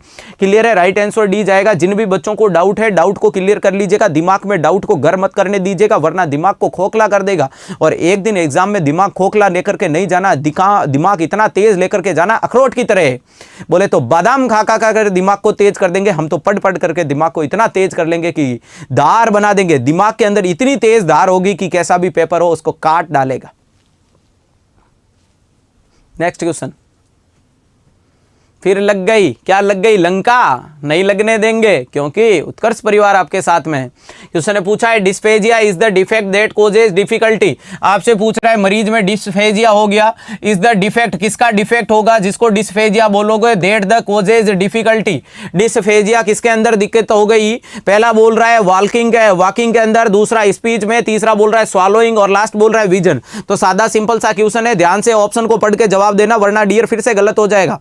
जी हाँ, फिर से गलत हो जाएगा। ध्यान से क्वेश्चन को पढ़ना, वरना फिर गई गई गई गई गई गई गई गई कई बच्चों की तो गई। कौन गई? भैंस पानी में। अरे भैया सुनो, अभी मैंने बताया था एफेजिया, एफेजिया, एफेजिया वर्ड कितने क्वेश्चन में डील कर रहा हूं, लिखा था ना मैंने, ये वर्ड ही तो लिखा था मैंने हर जगह। इसके अंदर नीचे पीछे क्या लिखा हुआ है? फेजिया। फेजिया वर्ड किसके लिए यूज कर रहा था? स्पीच के लिए। किसके लिए यूज कर रहा था? स्पीच। ए का मतलब क्या हो गया? अब्सेंस हो गया। ए का मतलब क्या हो गया? अब्सेंस। डिस का मतलब क्या हो गया? डिफिकल्टी। किस में हो गई? स्पीच में। तो यही तो जवाब है डियर। राइट आंसर क्या जाएगा? स्पीच में दिक्कत हो जाना डिस्फेजिया कहलाता। पहला बोल रहा है वॉकिंग के अंदर डिफिकल्टी हो जाना, कंडीशन कहलाएगी एटेक्सिया। क्या बोलोगे? एटेक्सिया बोला जाएगा, चलेगा। दूसरा बोल रहा है स्वॉलोइंग के अंदर दिक्कत हो जाना, क्या कहलाएगा? तो क्या हो जाएगा दोस्तों? जी हाँ, क्या जवाब जाएगा? ओडिनोफेजिया, पेनफुल स्वॉलोइंग के अंदर होगा। डिफेजिया क्या कहलाएगा? जी हाँ, तो ये स्वॉलोइंग होगा। और विजन का मतलब क्या हो जाना? विजन लॉस हो जाना, ब्लर विजन वगैरह हो जाना, तो ये भी चीज गलत। किसके बारे में पूछा था? Dysphagia, difficulty in, very good. Right answer क्या जाएगा? स्पीच। बहुत बढ़िया डियर। नेक्स्ट क्वेश्चन क्या रहेगा? ध्यान से पढ़िएगा, वरना गलत हो जाएगा डियर। ध्यान से इस क्वेश्चन को पढ़िएगा। बहुत बढ़िया, क्या बात है। इसी प्रकार के कंटेंट काम में लेने अपने को। जल्दी से कमेंट करके बताइएगा क्या जवाब जाएगा इस क्वेश्चन का। एक भी बच्चा कंफ्यूज नहीं होना चाहिए किसी भी सूरत के अंदर। क्वेश्चन की लैंग्वेज को समझो, क्योंकि दिल्ली एम्स ऐसे ही माइन्यूट से ऑप्शन देगा और वो ऑप्शन ऐसे घूम जाएंगे। अपने जब कंसेप्ट होंगे तभी अपन नॉर्थ सेट को क्रैक करेंगे, और उसके साथ में फुल पॉजिटिव थिंकिंग, क्योंकि उत्कर्ष परिवार आपके साथ में था, है, रहेगा। जिन भी बच्चों को लगता है कि सर हमारी अभी भी तैयारी में कोई कमी लग रही है, तो आप आज ही जो नॉर्थ सेट के लिए special MCQ batch live classes available है उनको परचेज कर लीजिएगा। पूर्ण रूप से सारे सब्जेक्ट सिस्टमेटिक पैटर्न के साथ आपके कवर हो जाएंगे, और उसके साथ में सिलेक्शन के चांसेस बहुत ज़्यादा बढ़ जाएंगे। तो उन्हीं को आज ही परचेज कीजिएगा। ऑनलाइन परचेज करना चाहते हैं उनके लिए 1500, जो ऑफलाइन में आकर के बैठना चाहते हैं उनके लिए 3000 की फीस रहेगी। मॉडल पेपर लेना चाहते हैं, अपनी तैयारी को और ज़्यादा सिस्टमेटिक बनाना चाहते हैं, तो 700 रुपये में 25 मॉडल पेपर अवेलेबल है। कमेंट बॉक्स के अंदर अभी लिंक पिन कर रखा है। नेक्स्ट क्वेश्चन आपसे पूछ रहा है, the nurse is instructing a client. Nurse client को इंस्ट्रक्ट कर रही है। अरे भैया धीरे नहीं होना चाहिए कमेंट बॉक्स। एक nurse is instructing A client with the Parkinson disease. मरीज को पार्किंसन नाम की बीमारी है। अबाउट द प्रिवेलेंटिंग द फ्लान, बोल रहा है कि उसको गिरने से बचाने की कोशिश करें। उसको क्या कर रहे हो? गिरने से बचाने की कोशिश कर रहे हो। Which the client state reflect that the needed for the further teaching. इस पॉइंट को पकड़ लेना। मरीज ने क्या बोला था? एक मरीज है जिसको बीमारी है पार्किंसन डिजीज, और पार्किंसन डिजीज में मरीज में कमी किसकी हो जाती है? डोपामीन की कमी। किसकी हो जाती है? डोपामीन की कमी के कारण होने वाली बीमारी। जी हाँ, बेसल गैंग्लिया के अंदर सबस्टेंशिया नाइग्रा पार्ट डैमेज हो जाता है, डोपामीन की कमी हो जाती है। डोपामीन की कमी के कारण, डोपामीन की जब भी कमी होती है भाई साहब में किसका लेवल बढ़ जाता है? Acetyl choline. एम्स दिल्ली ऐसे ही क्वेश्चन पूछेगा। मैं फिर से बोल देता हूं डियर, मेरी आवाज धीरे हुई इसका मतलब आपको रुकना नहीं है। जी हाँ, कुछ परिस्थितियों के कारण गले को थोड़ी सी शांति देने की कोशिश की गई है। डोपामीन का लेवल कम हो गया तो उसी टाइम में एसिटाइलकोलिन का लेवल बढ़ जाएगा। किसका लेवल बढ़ जाएगा? एसिटाइलकोलिन का लेवल बढ़ जाएगा। एसिटाइलकोलिन का लेवल बढ़ेगा तो मरीज में एबनॉर्मल मूवमेंट देखने को मिलेंगे। बोले तो पिल रोलिंग ट्रिमर का अगर एग्जामिनर पूछ ले कि कारण डोपामीन है तो जवाब देना एसिटाइलकोलिन है। जवाब क्या देकर के आओगे? एसिटाइलकोलिन रेस्पॉन्सिबल है पिन रोलिंग ट्रिमर के लिए। मरीज में ब्रेडिकाइनेसिया होगा, मरीज में माइक्रोग्राफी होगी, मरीज में पर्पल्सिव गेट देखने को मिलेगा, मरीज में सफलिंग गेट देखने को मिलेगा। मरीज के अंदर क्या देखने को मिलेगा? जी हाँ, मरीज में मोनोटोनस स्पीच देखने को मिलेगी। बोले तो धीरे धीरे बोलते बोलते वो तेज हो जाएंगे। मरीज के अंदर क्या देखने को मिलेगा? वो आगे की तरफ झुक करके चलना शुरू हो जाएगा। मरीज में क्या देखने को मिलेगा? सलाइवेशन निकलना शुरू हो जाएगा। मरीज से गए मुंह से क्या ड्रूलिंग ऑफ सलाइवा वाली सिम्टम भी देखने को मिलेगी। ये सारी चीजें कहां देखने को मिलेगी? पार्किंसन वाले मरीज में। अब मरीज के अंदर बोल रहा है कि कौन सा स्टेटमेंट है जिसके अंदर आपको फर्दर टीचिंग देनी पड़ेगी। अरे भैया वो माइस्थेनिया ग्रेविस का कंसेप्ट अलग है, यहां भी यही कंसेप्ट है। डोपामीन कम होगा, एसिटाइलकोलिन ऑटोमेटिक बढ़ जाएगा, उसी के कारण पिन रोलिंग ट्रिमर देखने को मिलेंगे। बोले तो जपते रहो माला, जपते रहो माला। चलेगा। इसके अंदर क्या बोला? पहला बोल रहा है I can sit down to put any my the pants and shoes. वो बोल रहा है कि जब मैं अपनी पैंट और शूज को पहनूंगा तब मैं बैठ करके पहन लूंगा। तो अच्छी बात का है कि बैठ करके पहन लोगे। क्या हुआ? डाउट क्या है डियर? जल्दी से कमेंट करना। वापस से एक बच्चे का कमेंट आया था कि सर डाउट है। डाउट किसी भी प्रकार का नहीं होना चाहिए, कंफ्यूजन किसी भी प्रकार का नहीं होना चाहिए। चलेगा, क्लियर हो गया? जल्दी से कमेंट करके बता देना। पहला बोल रहा है कि बैठ करके पैंट पहन लूंगा, तो बैठ करके पैंट पहन लोगे तो गिरने के चांसेस कम हो जाएंगे, ये तो बात सही है। दूसरा बोल रहा है I try to exercise every day. मैं रोज एक्सरसाइज करने की कोशिश करूंगा। And rest when I am tired. लेकिन मैं अगर थक जाऊंगा तो मैं क्या करूंगा? बैठ जाऊंगा। अगर मैं थक जाऊंगा तो क्या करूंगा? मैं बैठ जाऊंगा। तीसरा बोल रहा है my son remove all loose rugs from my the bedroom. वो बोल रहा है कि मेरे रूम के अंदर जितनी भी क्या है सॉफ्ट सॉफ्ट चीजें हैं वो मेरा बेटा हटा देगा, ताकि क्या हो जाएगी कि यहाँ एक कॉम्प्लिकेशन देखने को मिलेगा डियर। कॉम्प्लिकेशन क्या होगा? अगर शयनयान, अगर आपका बिस्तर ऐसा सॉफ्ट होगा और पार्किंसन वाला मरीज अगर सॉफ्ट बिस्तर पे सोएगा तो उसका क्या हो जाएगा? Respiratory arrest. बोले तो मसल्स पहले से लूज हो चुकी है और लूज मसल्स के साथ में वो ढंग से सांस नहीं ले पाएगा, और जब सांस नहीं ले पाएगा तो दिक्कत हो जाएगी। तो इसको हार्ड सरफेस प्रोवाइड करानी है। इसको सोने के लिए क्या प्रोवाइड करानी है? हार्ड सरफेस प्रोवाइड करानी है।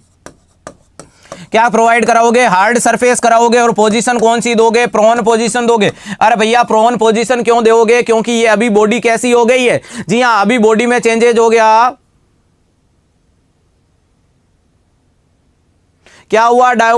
कौन है भैया? राकेश और शिवानी। किसी भी प्रकार का कोई भी कमेंट ऐसा नहीं करें। एजुकेशन प्लेटफॉर्म पे जुड़े हैं सिलेक्शन लेने के लिए, अपनी तैयारी को मजबूत करने के लिए, अपने माता पिता को सपनों को पूरा करने के लिए। तो कदाचित ऐसे कोई काम नहीं करें जिसके कारण आपको कुछ भी बोलना पड़े। आराम से पढ़ते रहें, मस्त रहें, उत्कर्ष परिवार के साथ बने रहें। पढ़ाई की चीजें हैं, पढ़ाई को एंजॉय करें।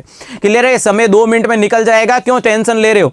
2 मिनट में समय निकल जाएगा। बोले तो 20 तारीख यूं चली आएगी, हवा भी नहीं लगेगी। तो पढ़ते रहें, मस्त रहे। आपने क्या बोल दिया? मैंने बोला है प्रोन पोजीशन देनी है ताकि उसका बॉडी क्या हो जाए? ढंग से मेंटेन हो जाए। Rakesh Yadav, control yourself. बोले तो control Majnu control. Prone position देनी है तो ये भी बात सही है कि मेरा बच्चा जो भी सॉफ्ट चीजें हैं उनको रिमूव कर देगा, ये भी बात सही है। सॉरी। और लास्ट बोल रहा है I don't need to use my walker to get the bathroom. वो बोल रहा है मैं बाथरूम जाऊंगा तब मुझे वालकर की जरूरत नहीं है। तो उसको समझा दो कि भैया आपको वॉकर की जरूरत है, क्योंकि वॉकर लेकर के जाओगे तो गिरोगे नहीं, औंधे मुंह गिर कर जाओगे।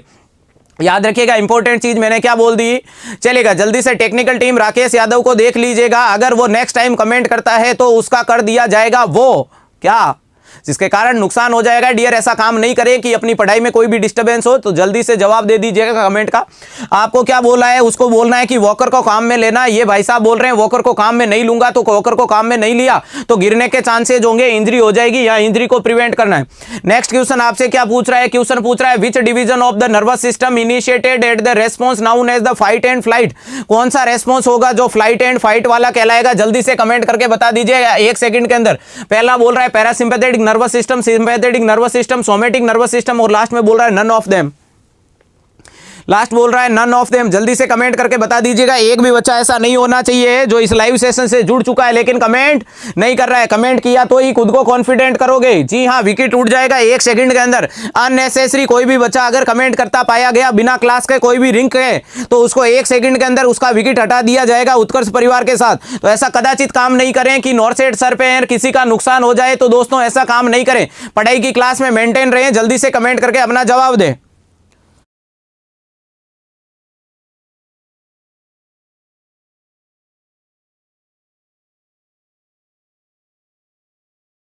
चलिएगा, क्वेश्चन ने पूछा है फाइट एंड फ्लाइट, तो यह मैं आपको बता देता हूं, दो प्रकार के होंगे ऑटोनोमिक नर्वस सिस्टम। ध्यान से समझ लेना, 100% क्वेश्चन आएगा, इसीलिए इसको एक्सप्लेन करने जा रहा हूं। ऑटोनोमिक नर्वस सिस्टम होता है जिसके अंदर ऑटोनोमिक मूवमेंट देखने को मिलते हैं, दो पाए जाते हैं, एक होता है सिंपैथेटिक नर्वस सिस्टम और एक होता है पैरासिम्पैथेटिक नर्वस सिस्टम। एक क्या होता है सिंपैथेटिक और दूसरा होता है पैरासिम्पैथेटिक नर्वस सिस्टम। अगर बात कर ले सिंपैथेटिक नर्वस सिस्टम को क्या बोला जाता है, तो फ्लाइट एंड फाइट। क्या बोलोगे? Flight and fight. जी हाँ, क्या बोलोगे? Flight and fight. Flight and fight यानी करो और मरो वाली स्थिति। इसको क्या बोलोगे? Rest and night. इसको क्या बोलोगे? रेस्ट एंड नाइट यानी सो जा या रेस्ट कर ले। अब यहां कंसेप्ट क्या होगा? इसको क्या बोला जाएगा? एडिनर्जिक बोला जाएगा। इसको क्या बोलोगे? एडिनर्जिक। एडिनर्जिक सिस्टम बोला जाएगा। क्या बोल रहा हूं? एडिनर्जिक सिस्टम बोला जाएगा।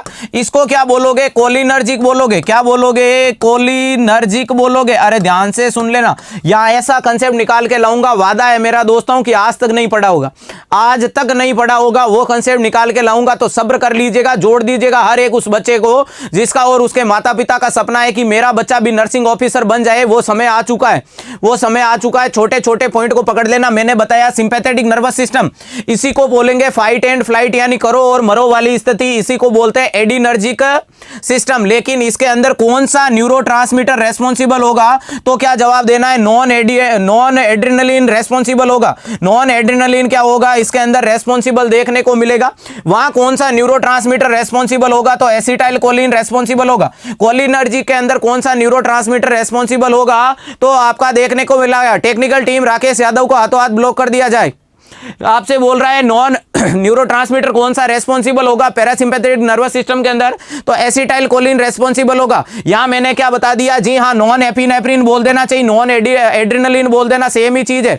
अब यहां चीज क्या देखने को मिलेगी? मैंने बोला था ऐसा कंसेप्ट निकल के लाऊंगा जो नहीं देखा होगा। अब मुझे बताओ कि यहां कौन सा फ्लो देखने को मिलेगा, कमेंट करके। यहां कौन सा फ्लो होगा और यहां कौन सा फ्लो होगा, जल्दी से कमेंट करके बताओ। कमेंट फास्ट डियर, क्या जवाब जाएगा? जी हाँ, हटा दिया है उसको, चिंता नहीं करें, हटा दिया है दोस्तों, पढ़ाई में कंटिन्यूटी करें, उसको हटा दिया गया है, अब उसका कोई भी कमेंट नहीं आएगा। राकेश यादव का कोई भी कमेंट नहीं आएगा, जल्दी से कमेंट कीजिएगा दोस्तों। आप जल्दी से बताओ, मैंने पूछा है सिंपैथेटिक नर्वस सिस्टम का फ्लो कौन सा होगा, कौन सा फ्लो होगा? Comment fast dear, comment fast.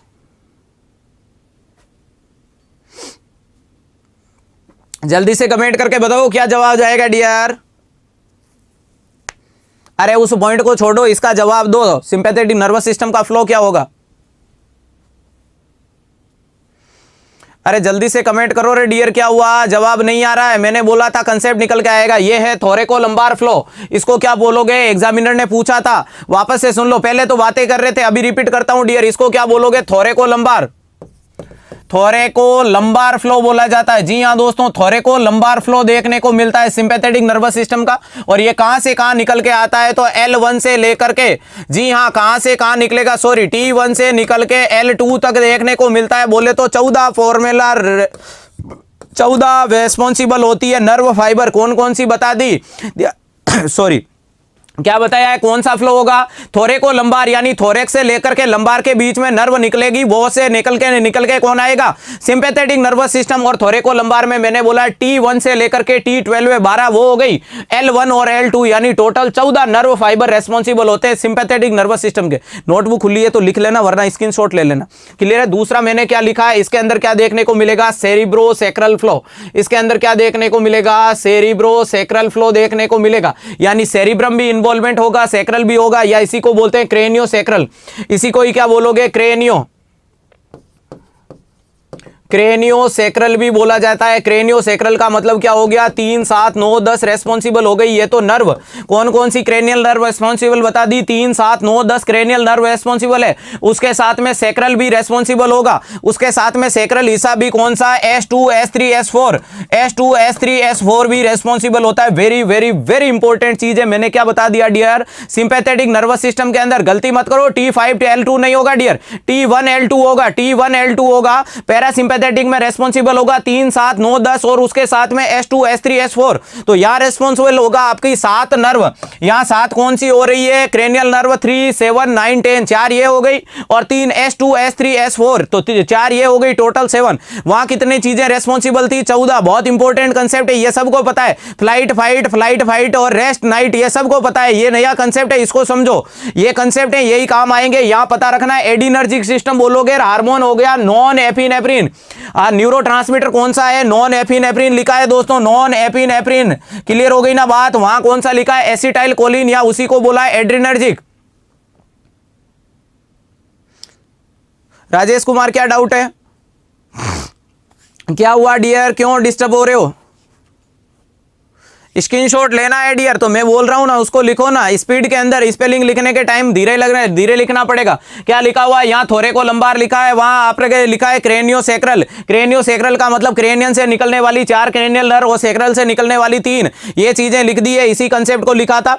यहाँ फाइट फ्लाइट वाले कंसेप्ट को मैंने लिखा था। और अब वापस से नेक्स्ट इस क्वेश्चन पे चलिएगा। अब मैंने क्या बताया था? सिंपैथेटिक नर्वस सिस्टम में सारी की सारी एक्टिविटीज बढ़ जाएगी। सिंपैथेटिक ये ले लिया था ना स्क्रीनशॉट, अभी ले लेना। सिंपैथेटिक के अंदर क्या होगा? ऑल एक्टिविटीज इंक्रीज हो जाएगी। ऑल एक्टिविटीज क्या हो जाएगी? इंक्रीज हो जाएगी। लेकिन आपकी जीआईटी क्या हो जाएगी? जीआईटी की सप्लाई डिक्रीज हो जाएगी। ध्यान से सुनिएगा, बॉडी के सारे सिस्टम की एक्टिविटी, बॉडी के सारे सिस्टम के फंक्शन बढ़ जाएंगे, लेकिन किसके कम हो जाएंगे? जीआईटी के। बोले तो हार्ट रेट के कॉन्ट्रैक्शन बढ़ जाएंगे, हार्ट रेट का ब्लड बढ़ जाएगा, मरीज का ब्लड प्रेशर बढ़ जाएगा, मरीज की हार्ट रेट बढ़ जाएगी, मरीज का रेस्पिरेशन बढ़ जाएगा। मरीज के अंदर यूरिनरी क्या देखने को मिलेगा? तो यहां यूरिनरी बोले तो आपका इंटरनल इंस्पेक्टर है, वो क्या हो जाएगा? रिलैक्स हो जाएगा। जी हाँ, इंटरनल इंस्पेक्टर क्या होगा? उसके अंदर रिलैक्सेशन देखने को मिलेगा और उसके अंदर किसी भी प्रकार का कॉन्ट्रैक्शन नहीं आएगा। बोले तो रिलैक्स हो जाएगा। सिंपैथेटिक नर्वस सिस्टम के अंदर डेटूसर मसल्स रिलैक्स होती है। ध्यान से लिख लेना क्या बोल रहा हूं। डेटूसर मसल्स के अंदर क्या देखने को मिलेगा? डेटूसर मसल्स रिलैक्स हो जाएगी। और डेटूसर मसल्स रिलैक्स हो जाएगी किसके अंदर? तो याद रख लीजिएगा किसमें? अरे भैया किसमें? सिंपैथेटिक नर्वस सिस्टम में। वहीं पे भी दूसरी चीज, यहां पर आंखें क्या हो जाएगी? माइड्रेटिक बोले तो आंखें डायलेट हो जाएगी। ध्यान रख लीजिएगा, वेरी वेरी वेरी इंपॉर्टेंट चीज। मरीज में क्या देखने को मिलेगी? स्वेटिंग देखने को मिलेगी। क्या देखने को मिलेगी? स्वेटिंग। बोले तो भाई साहब को पसीना आएगा, पसीना आने के साथ में ही मरीज में देखने को मिलेगी एरेक्टाइल पिलाई में कॉन्ट्रैक्शन होगा। पूछा हुआ क्वेश्चन है, कौन सी पिलाई में है? इरेक्टर पिलाई। जी हां, इरेक्टर पिलाई के अंदर क्या देखने को मिलेगा? कॉन्ट्रैक्शन। इरेक्टर पिलाई में क्या देखने को मिलेगा? कॉन्ट्रैक्शन। इरेक्टर पिलाई में जब कॉन्ट्रैक्शन आएगा उसके कारण मरीज में देखने को मिलेगा गूसबम्प। इरेक्टर पिलाई में कॉन्ट्रैक्शन आने के कारण मरीज में क्या देखने को मिलेगा? गूसबम्प देखने को मिलेगा। अरे भैया गूसबम्प क्या होते हैं? जो अपनी बॉडी के ऊपर पाए जाने वाले फाइन हेयर्स होते हैं, ये खड़े हो जाएंगे। देखा होगा रोंते खड़े हो जाना। रोंते खड़े हो जाने का मतलब क्या हो गया? इरेक्टाइल पिलाई मसल्स के अंदर कॉन्ट्रैक्शन आया और कॉन्ट्रैक्शन आगे आते ही हाथों के ऊपर ये बने हुए बाल खड़े हो गए। बोले तो भाई साहब को पसीना आ रहा। ये कंडीशन सिंपैथेटिक कहलाएगी। और जस्ट इसका अपोजिट कहां देखने को मिलेगा? पैरासिम्पैथेटिक। यहां एक लॉजिक वाला कंसेप्ट दे दूं, दिल्ली एम्स का बाप जो क्वेश्चन पूछेगा वो दे दूं क्या? तो चिपका लो। यहां आपकी कोरोनरी आर्टरी में क्या देखने को मिलेगा? डायलेटेशन देखने को मिलेगा। यहां लिख लेना। पेरिफेरल वेसल्स में क्या होगा? ध्यान से लिख लेना। पेरिफेरल वेसल्स में तो होगा कॉन्स्ट्रिक्शन। क्या होगा? कॉन्स्ट्रिक्शन। पेरिफेरल वेसल्स को तो करेगा ये कॉन्स्ट्रिक्ट, और कोरोनरी आर्टरी को क्या करेगा? जी हाँ, कोरोनरी आर्टरी। ध्यान से लिख लेना, मैंने क्या बोला है? Coronary artery. कोरोनरी को क्या करेगा? डायलेट करेगा। जी हाँ, डायलेट करेगा। बोले तो हार्ट की ब्लड सप्लाई ये बढ़ा देगा। कौन? Sympathetic nervous system. इंपॉर्टेंट चीज है। पैरासिम्पैथेटिक नर्वस सिस्टम में क्या होगा? पेरिफेरल वेसल्स तो क्या हो जाएगी? डायलेट हो जाएगी। पेरिफेरल वेसल्स तो डायलेट हो जाएगी, लेकिन आपकी कोरोनरी आर्टरी को क्या कर देगा? कॉन्स्ट्रिक्ट कर देगा। इसीलिए बोला जाता है कार्डियक के मरीज के अंदर कभी भी क्या नहीं होना चाहिए? Parasympathetic activate. अगर एक्टिवेट हो गया तो जाकर के आपके हार्ट को, मायोमेट्रियम को सप्लाई करने वाली कोरोनरी आर्टरी को पिचका दिया, और अगर उसको पिचका दिया तो मायोमेट्रियम हार्ट को सप्लाई नहीं कर पाएगा। जो बच्चे सोने जा रहे हैं देख लेना, नॉरसेट के पीछे सपने रह जाएंगे, और जो पढ़ रहे हैं वो अपने सपनों को साकार कर लेगा। तो यहां क्या देखने को मिलेगा? कोरोनरी। जी हाँ, यहाँ क्या देखने को मिलेगा? कोरोनरी आर्टरी के अंदर कॉन्स्ट्रिक्शन देखने को मिलेगा। क्या देखने को मिलेगा? कोरोनरी आर्टरी में कॉन्स्ट्रिक्शन देखने को मिलेगा। वेरी वेरी वेरी इंपॉर्टेंट चीज है। तो ये चीजें आपको याद रखनी है। मैंने बता दिया सिंपैथेटिक और पैरासिम्पैथेटिक। मैंने क्या चीज बताई थी? ध्यान से सुनिएगा मेरी बात को। सिंपैथेटिक का एग्जाम्पल अभी इतनी देर मैंने नहीं बताया था, अब सुनिएगा। कपिल कुमार, अभी मेरे एग्जाम्पल को सुनिएगा, कंसेप्ट क्लियर हो जाएंगे। जैसे ही मार्केट के अंदर गए थे, नैन मटक्का करते करते पीछे से कुत्ता आया, और कुत्ते के भौंकने की आवाज सुनते ही आपके दिमाग में आया कि अरे बाप, आज तो मर मर जाऊंगा, क्योंकि कुत्ता तो पीछे पड़ गया है, जान निकाल देगा, पीछे कुत्ता और आगे आप। उस टाइम में दो ही चीजें आएगी, फ्लाइट एंड फाइट, या तो उस कुत्ते से लड़ो या भाग जाओ। कुत्ता पीछे आया था, जोर से कुत्ता भौंक रहा है, बोले तो लेब्राडोर है, बड़ा सा कुत्ता है, जी हाँ, छोटा मोटा शेर जैसा है, और जान हलक में आ चुकी है कि ये दो ही कंडीशन दिमाग में आई कि या तो बेटा निकल ले यहां से, बोले तो भाग जा, और दूसरा बोल रहा है कि या इस कुत्ते से लड़। तो उस टाइम में क्या करोगे, फ्लाइट या फाइट, यानी या तो भाग जाओगे या उससे लड़ोगे। अब मुझे बताओ कि जब भाग रहे हो तो भागने के दौरान हार्ट रेट तेज, उसके दौरान ब्लड प्रेशर तेज, उसके दौरान बॉडी से पसीना आएगा, क्या यूरिन लगेगा? नहीं लगेगा। आंखें क्या हो जाएगी? डायलेट हो जाएगी। ब्रोंकस क्या हो जाएंगे? डायलेट हो जाएंगे। एल्वोलाई क्या हो जाएगी? डायलेट हो जाएगी। ब्रोंकस बोले तो ब्रोंको डायलेटर का काम हो गया। यहां पर आपको यूरिन लगेगा, क्या पीछे कुत्ता भाग रहा है, आप रुक करके यूरिन पास आउट करोगे? नहीं करोगे, क्योंकि क्या हो गया, आपका डेटूसर मसल्स में कॉन्ट्रैक्शन नहीं, वो रिलैक्स होगी, बोले तो ब्लडर बोल रहा है अभी रुक। अब मुझे बताइएगा कि कुत्ता पीछे पड़ा हुआ है, जोर जोर से भौंक करके भाग रहा है कि रुक बेटा आज तेरी जान निकाल दूंगा, क्या उस टाइम में भूख लगेगी? नहीं लगेगी। क्या उस टाइम जीआईटी की ब्लड सप्लाई होगी? नहीं। ब्लड सप्लाई कहां की बढ़ गई? ब्रेन की बढ़ गई, जीआईटी की कम हो गई, तो सारे फंक्शन तो बढ़ जाएंगे, एक जीआईटी का फंक्शन कम हो जाएगा। तो याद रखिएगा। दूसरा है पैरासिम्पैथेटिक नर्वस सिस्टम। जैसे कि अभी क्लास होने के बाद जब जाकर के सो जाओगे तो सोने के दौरान कौन सा एक्टिवेट होगा? मैंने बताया था नाइट और रेस्ट और नाइट वाली स्थिति में या तो रात को नींद लोगे, नींद लेने के दौरान बीपी कम, नींद लेने के दौरान हार्ट रेट कम, नींद लेने के दौरान आपको जी हाँ रात को बार बार यूरिन आउटपुट देखने को मिलता है, क्योंकि पैरासिम्पैथेटिक में मैंने फाइबर बताए थे, सैक्रल प्लेक्सस का इन्वॉल्वमेंट बताया था, S2 S3 4 बताया था, नहीं बताया था? बताया था। और वो क्या पाया जाता है? वहां पाया जाता है मिक्चुरेशन रिफ्लेक्स सेंटर। उसके दौरान वो जाकर के आपकी डेटूसर मसल्स का क्या करवाता है? कॉन्ट्रैक्शन करवाता है। क्या कराएगा? कॉन्ट्रैक्शन। और कॉन्ट्रैक्शन किसका करवा रहा है? कॉन्ट्रैक्शन करवा रहा है डेटूसर मसल्स का। और डेटूसर मसल से पाई जाती है यूरिनरी ब्लडर में, जो ब्लडर का कॉन्ट्रैक्शन करवाती है। जब ब्लडर के अंदर कॉन्ट्रैक्शन होगा, आप देखिएगा एक पानी से भरी हुई थैली, पानी से नहीं यूरिन से भरी हुई थैली, उसके अंदर पैरासिम्पैथेटिक नर्वस सिस्टम के फाइबर आए, आकर के उसको पिचका दिया, पिचकाते ही क्या लगेंगे? यूरिन लगेंगे। बोले तो रात को नींद आ रही थी अच्छी खासी, लेकिन यूरिन लगा तो जाकर के पास आउट करना पड़ेगा। तो ये वाली कंडीशन, यहां आंखें बड़ी हो जाएगी, वहां क्या हो जाएगी? मियोसिस। यहां माइड्रासिस, वहां मियोसिस। यहां पसीना आ रहा था, वहां नहीं आएगा। यहां हार्ट रेट बढ़ गई, वहां कम हो गई। यहां बीपी बढ़ गया, वहां बीपी कम हो गया। तो ये कंसेप्ट याद रखिएगा। क्वेश्चन ने पूछा था फ्लाइट एंड फाइट वाली स्थिति तो कहां देखने को मिलेगी? सिंपैथेटिक नर्वस सिस्टम में। इतना डीप में यहां इसलिए ले गया था, आगे जो भी क्वेश्चन आएगा उसको समझ लेना, सोमैटिक नहीं होगा। राइट आंसर क्या चला गया? बी चलेगा। इसका स्क्रीनशॉट नहीं लिया तो 1 सेकंड के अंदर ले लीजिएगा डियर, जल्दी से इसका 1 सेकंड के अंदर स्क्रीनशॉट ले लिया। चलो नेक्स्ट क्वेश्चन आपके सामने आ गया, फटाफट से पढ़िएगा क्या पूछना चाहता है क्वेश्चन ने पूछा है the nurse having a giving suggestion to a client. एक नर्स क्या कर रही है? एक मरीज को सजेशन दे रही है to a client with trigeminal neuralgia, जिसको बीमारी क्या हो गई? Trigeminal neuralgia. बहुत ज्यादा इंपॉर्टेंट चीज है, ध्यान से समझ लेना डियर, समझने की जरूरत है, बाकी कुछ भी जरूरत नहीं है। External sphincter supply to the pudendal nerve, very good dear, बहुत बढ़िया। इंटरनल और एक्सटर्नल इंस्पेक्टर पाए जाते हैं। पैरासिम्पैथेटिक नर्वस सिस्टम होता है वो आपके इंटरनल इंस्पेक्टर को क्या करता है? कंप्रेस करता है, उसके कारण वो खुल जाता है, खुलने के दौरान यूरिन आउटपुट बाहर निकलता है। बहुत बढ़िया dear, thank you so much. आपका ही प्यार अगर उत्कर्ष परिवार के साथ इसी तरह बना रहा तो पूरी दुनिया को एक दिन चैलेंज करके बता देंगे, नॉरसेट को आंखों में आंखें डाल करके बता देंगे कि हम हैं। हम का मतलब क्या है? हम पढ़ते पढ़ते आए, हम सोते सोते नहीं आए। कि उसने पूछा the nurse have giving a suggestion, nurse क्या कर रही है? सजेस्ट कर रही है। मरीज को बीमारी क्या है? ट्राइजेमिनल न्यूरेल्जिया हो चुका है। नेक्स्ट क्या बोल रहा है? About the strategy to minimise episode of the pain. उसको कौन सी चीज के लिए वो अपनी राजनीति तैयार करेगी, रणनीति तैयार करेगी, जिसके कारण में क्या कम हो जाए?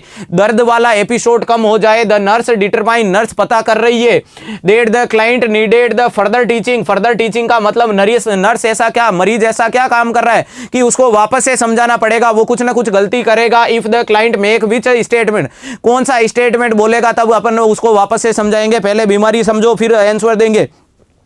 ट्राइजेमिनल न्यूरेल्जिया कौन सा होगा? तो फिफ्थ क्रेनियल नर्व के अंदर डिस्टर्बेंस हो जाना। कौन सी cranial nerve? Fifth cranial nerve, उसी को बोलते हैं। फिफ्थ क्रेनियल नर्व कौन सी होती है? ट्राइजेमिनल होती है, जो अपने फेस वाले हिस्से में सप्लाई करती है। अगर किसी भी कारण से बोले तो भगवान ना करे, बोले तो ना करे नारायण, लेकिन अगर कंप्रेशन हो गया क्रेनियल नर्व, ट्राइजेमिनल नर्व है, तो ट्राइजेमिनल नर्व के कारण मरीज के अंदर क्या देखने को मिला? जबड़े में भयंकर पेन देखने को मिलेगा। बोले तो सांस नहीं आ रही है, जान निकल रही है, ऐसी स्थिति।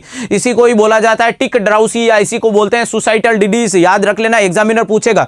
इसी को ही क्या बोला? टिक ड्राउसी। इसी को ही क्या बोला, टिक ड्राउसी बोला, और इसी को ही बोला सुसाइडल डिजीज। क्या बोल रहे हो, सुसाइडल डिजीज बोला जाता है, यानी मरने की इस बारे में सोचने लग जाता है, क्योंकि इतना, जी हाँ, सलमान खान को यह बीमारी है दोस्तों, ट्राइजेमिनल न्यूरैल्जिया। बहुत बढ़िया, ट्राइजेमिनल न्यूरैल्जिया का मतलब इतना भयंकर अनबीरेबल पेन होता है कि भाई साहब बोलेंगे कि मैं तो दुनिया छोड़ के निकलूं, क्योंकि मैं तो परेशान हो गया जिंदगी से। तो पहला बोल रहा है I will wash my face with the cotton pad, वो बोल रहा है कि मेरे चेहरों को मैं कॉटन पैड के साथ धो लूंगा। तो धो लो। अरे भैया, क्लोरामफेनिकोल नहीं होती है, कार्बामाजापिन होती है। क्लोरामफेनिकोल नहीं होगी, ड्रग ऑफ चॉइस कार्बामाजापिन होगी। डियर, जिस भी बच्चे ने कमेंट किया था, मैं नाम नहीं पढ़ाया, लेकिन आपका आंसर गलत था। पहला बोल रहा है आई वेस वॉश माय फेस को किससे, कॉटन पैड के साथ। तो ये तो अच्छी बात है, कॉटन पैड के साथ धोएगा, बोले तो ज्यादा ठंडा गर्म काम में नहीं लेगा, तो दर्द नहीं देखने को मिलेगा। दूसरा बोल रहे हैं I will have to start chewing on the my unaffected side. अगर आपको राइट साइड की ट्राइजेमिनल न्यूरैल्जिया में, ट्राइजेमिनल नर्व में दिक्कत हो गई तो लेफ्ट साइड से खा लो, और लेफ्ट साइड में दिक्कत हो गई तो राइट साइड में खा लो। क्यों? क्योंकि सीवियर पेन होगा, तो एक तो पेन के कंप्रेशन को कम करना चाहते हैं, और दूसरा वहां फूड का एक्यूमुलेशन हो जाएगा। अगर राइट साइड से खाना खाने की कोशिश की तो अगर बकल कैविटी में फूड का एक्यूमुलेशन हो जाएगा, और वो जाकर के सीवियर अल्सरेशन का फॉर्मेशन करेगा। उससे अच्छा दूसरी साइड में खा लो, ये भी बात सही है। तीसरा बोल रहा है I will should rinse my the mouth if tooth brushing is a pain. वो बोल रहा है कि अगर मैं ब्रश नहीं कर सकता तो मैं माउथ को रिंस करूंगा, यानी क्या करूंगा, पानी को मुंह में लेकर के कुल्ले करूंगा। तो ये भी बात सही है कि अगर भाई साहब आप क्या नहीं कर पाते हो, ब्रश नहीं कर पाते, तो माउथ को रिंस करो सेवरल टाइम, ताकि क्या हो, मुंह में के अंदर कोई भी इंफेक्शन नहीं हो। लास्ट बोल रहा है I will try to eat food. वो बोल रहा है कि मैं खाने की कोशिश करूंगा either very warm and very cold. बोल रहा है कि मैं गरम गरम चीजें खाऊंगा, बोले तो पकोड़े खाऊंगा, मिर्ची बड़े खाऊंगा, समोसे खाऊंगा, कचौरी खाऊंगा। एंड द वेरी कोल्ड बोले तो कोल्ड ड्रिंक पीऊंगा, सेवन-अप पीऊंगा, स्प्रिट पीऊंगा, ये माजा पीऊंगा, ये सारी चीजें पीऊंगा। तो ये सरासर बात गलत है, क्योंकि अगर ऐसी चीज की सीवियर कोल्ड और हॉट चीज क्या कर देगी, उसके पेन के लेवल को बहुत गुना बढ़ा देगी। जहां वेरी गुड डियर, अभी बता दूंगा ट्रीटमेंट क्या होगा, फर्दर डील करेंगे, ट्रीटमेंट बता दूंगा। वेरी गुड डियर, जल्दी से कमेंट कर दीजिएगा, एक भी बच्चा ऐसा नहीं होना चाहिए। राइट आंसर यही जाएगा। फर्दर टीचिंग का पूछा था, यानी वो भाई साहब ने जहां गलती की वहां अपन उसको समझाएंगे, तो यही चीजें समझाएंगे। क्यों? क्योंकि मैंने बता दिया ट्राइजेमिनल नर्व के अंदर बार बार क्या आता है, उसको झटका लगता है, और झटका किसके द्वारा, बोले तो स्टिमुलेशन मिलता है। और स्टिमुलेशन उसको कौन देता है? स्टिमुलेशन देता है हॉट एयर वाटर, गर्म और ठंडा पानी उसको स्टिमुलेशन देता है। तो अपने को इन चीजों को अवॉइड करनी है। अपोजिट साइड से खाना खाना है, सेमी सॉलिड फूड खाना है, जो भी कंफर्टेबल चीजें वो खानी है। मरीज को पेन किलर देना है, ड्रग ऑफ चॉइस के रूप में कार्बामाजापिन देनी है। ड्रग ऑफ चॉइस के रूप में क्या देनी है? कार्बामाजापिन। क्या बोल रहा हूं? कार्बामाजापिन नाम की ड्रग मरीज को प्रोवाइड करानी है। और भैया जब जब मरीज को कार्बामाजापिन नाम की ड्रग दो, उसके साथ में WBC के काउंट देख लेना।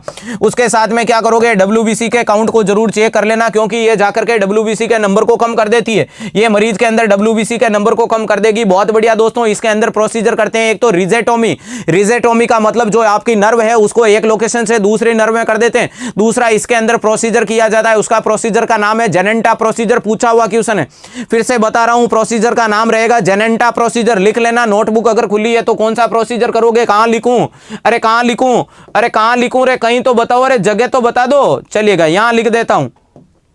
प्रोसीजर कौन सा करोगे? जेनेंटा प्रोसीजर किया जाता है। कौन सा? जेनेंटा प्रोसीजर।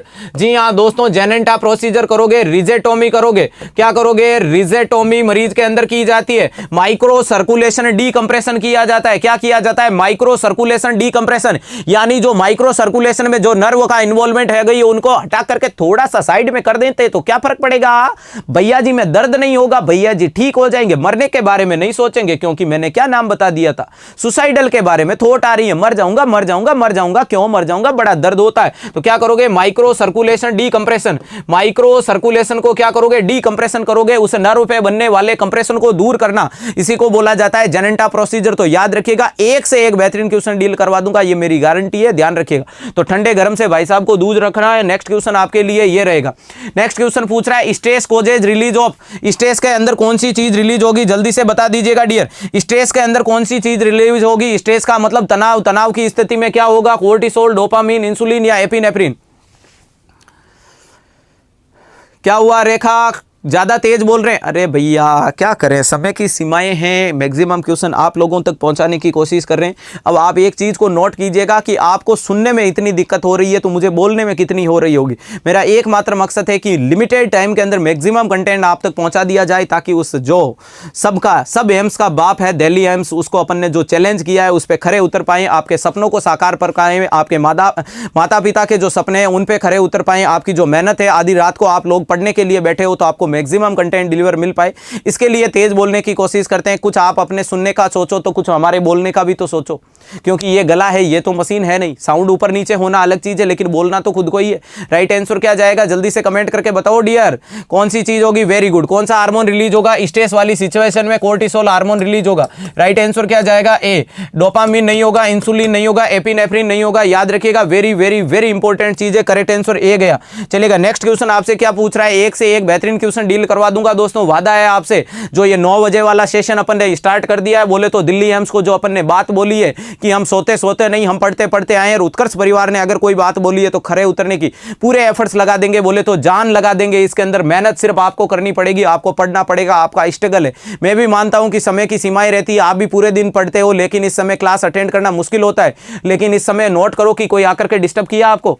9 बजे की क्लास के बाद किसी भी घरवाले ने आवाज लगाई आपको, नहीं लगाई, क्योंकि दुनिया सो जाती है, उस टाइम अपन पढ़ेंगे। जब दुनिया सो जाएगी उसी टाइम अपन इतिहास रच के दिखा देंगे, बोले तो नर्सिंग ऑफिसर बन के दिखा देंगे। दुनिया सो रही है, अपन पढ़ रहे हैं, तो ये अपने लिए बहुत बड़ा अचीवमेंट है डियर। कि उसने पूछा, a client is admitted to the hospital, मरीज हॉस्पिटल में भर्ती हो गया with the diagnosis of Guillain Barre syndrome. बीमारी क्या जांच कर रहे हो, गुलेनबर्ग सिंड्रोम नाम की बीमारी के बारे में पता कर रहे हैं। बीमारी के बारे में क्या बोला, गुलेनबर्ग सिंड्रोम, बोले तो GB syndrome. Which post medical history finding they made the client met risk of the disease. उसकी कौन सी ऐसी हिस्ट्री होगी जिसके कारण अपन बता देंगे कि उसको जीबी सिंड्रोम हो गया। मैंने आपको बताया था कल हंटिंगटन डिजीज, जीबी सिंड्रोम, आपको मैंने कौन सा बताया था, मल्टीपल स्क्लेरोसिस नाम की बीमारी बताया था, माइस्थेनिया ग्रेविस बताया था। मैंने बोला था ये सारी की सारी ऑटो इम्यून डिजीज है, और ऑटो इम्यून डिजीज होने से पहले हमेशा कौन सी बीमारी होती है, रेस्पिरेटरी डिस्ट्रेस होता है। या तो मरीज को क्या होता है, लेरिंजाइटिस होता है, या मरीज को फेरिंजाइटिस होता है, या मरीज को ट्रैकाइटिस होता है। अगर ये वाली चीजें देखने को मिले, और beta haemolytic Streptococcus Orius responsible होता है। कौन रेस्पॉन्सिबल होता है, beta haemolytic Streptococcus Orius.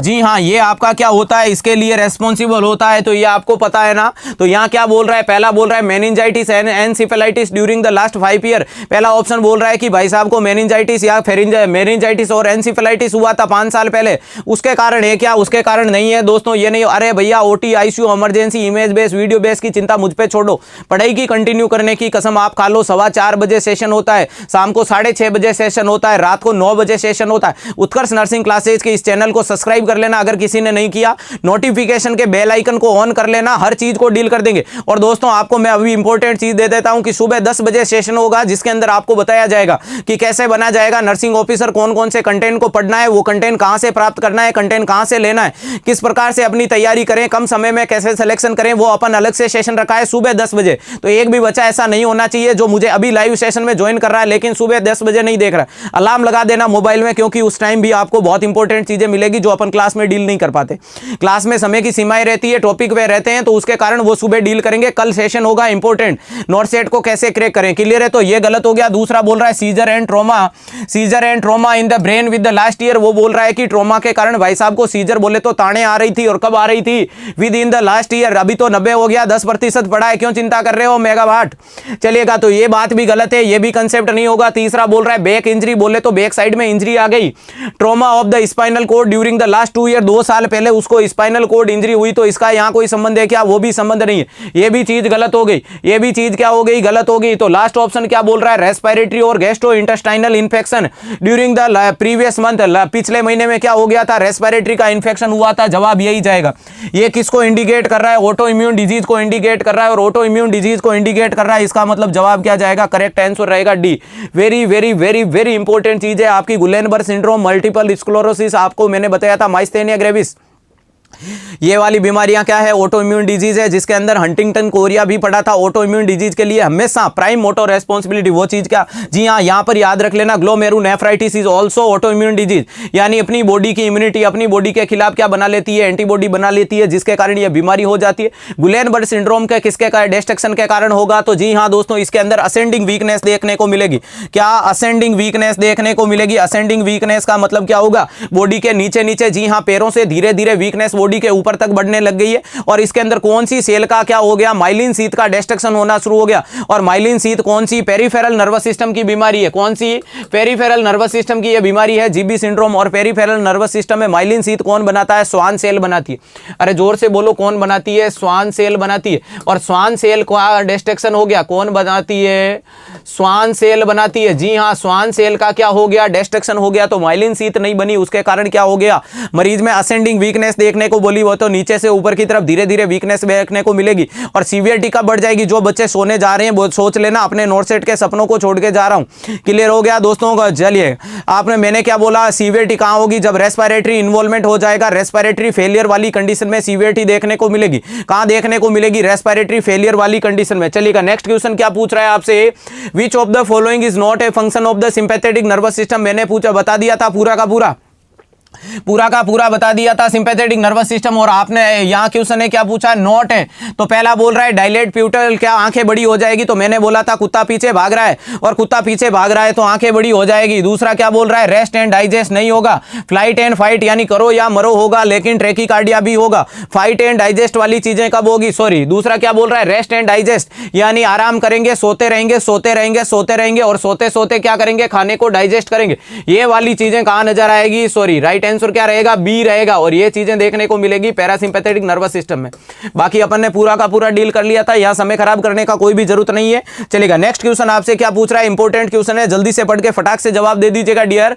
Question है आपसे पूछा है, a client with the Guillain Barre syndrome, बहुत इंपॉर्टेंट क्वेश्चन है, एग्जामिनर पूछेगा। स्टार लगा दूं क्या, लगा दूं, ये लो, ये स्टार लगा दिया दोस्तों। ए client with the GB syndrome, बीमारी क्या है, गुलेनबर्ग सिंड्रोम में, हैज बीन असेंडिंग पैरालिसिस, अभी मैंने बताया था। वीकनेस कहां से देखने को मिलेगी, पैरों से धीरे धीरे ऊपर बढ़ेगी, पैरों से धीरे धीरे ऊपर बढ़ रही है, असेंडिंग वीकनेस कहलाएगी। एंड द इंट्यूबेटेड, और क्या बोल रहा है, intubated and receiving a mechanical ventilation, और उसको क्या कर दिया आपने, इंट्यूबेट कर दिया। इंट्यूबेट का मतलब ट्रेकेस्टोमी लगा दी, और किससे चल रहा है, मैकेनिकल वेंटिलेशन ले रहा है, बोले तो मशीनों से वेंटिलेशन चल रहा है। Which strategy should the nurse incorporate, nurse कौन सी चीज को इनकॉर्पोरेट करेगी in the plan of care with the help to teach the copes with the illness, इस इलनेस के साथ में उसको कोऑपरेट कर पाए। तो पहला ऑप्शन बोल रहा है giving the client full control over the care decision and restricting the visitor, किसी को मिलना विलना नहीं देने देना है, केयर चलते ही रहनी चाहिए।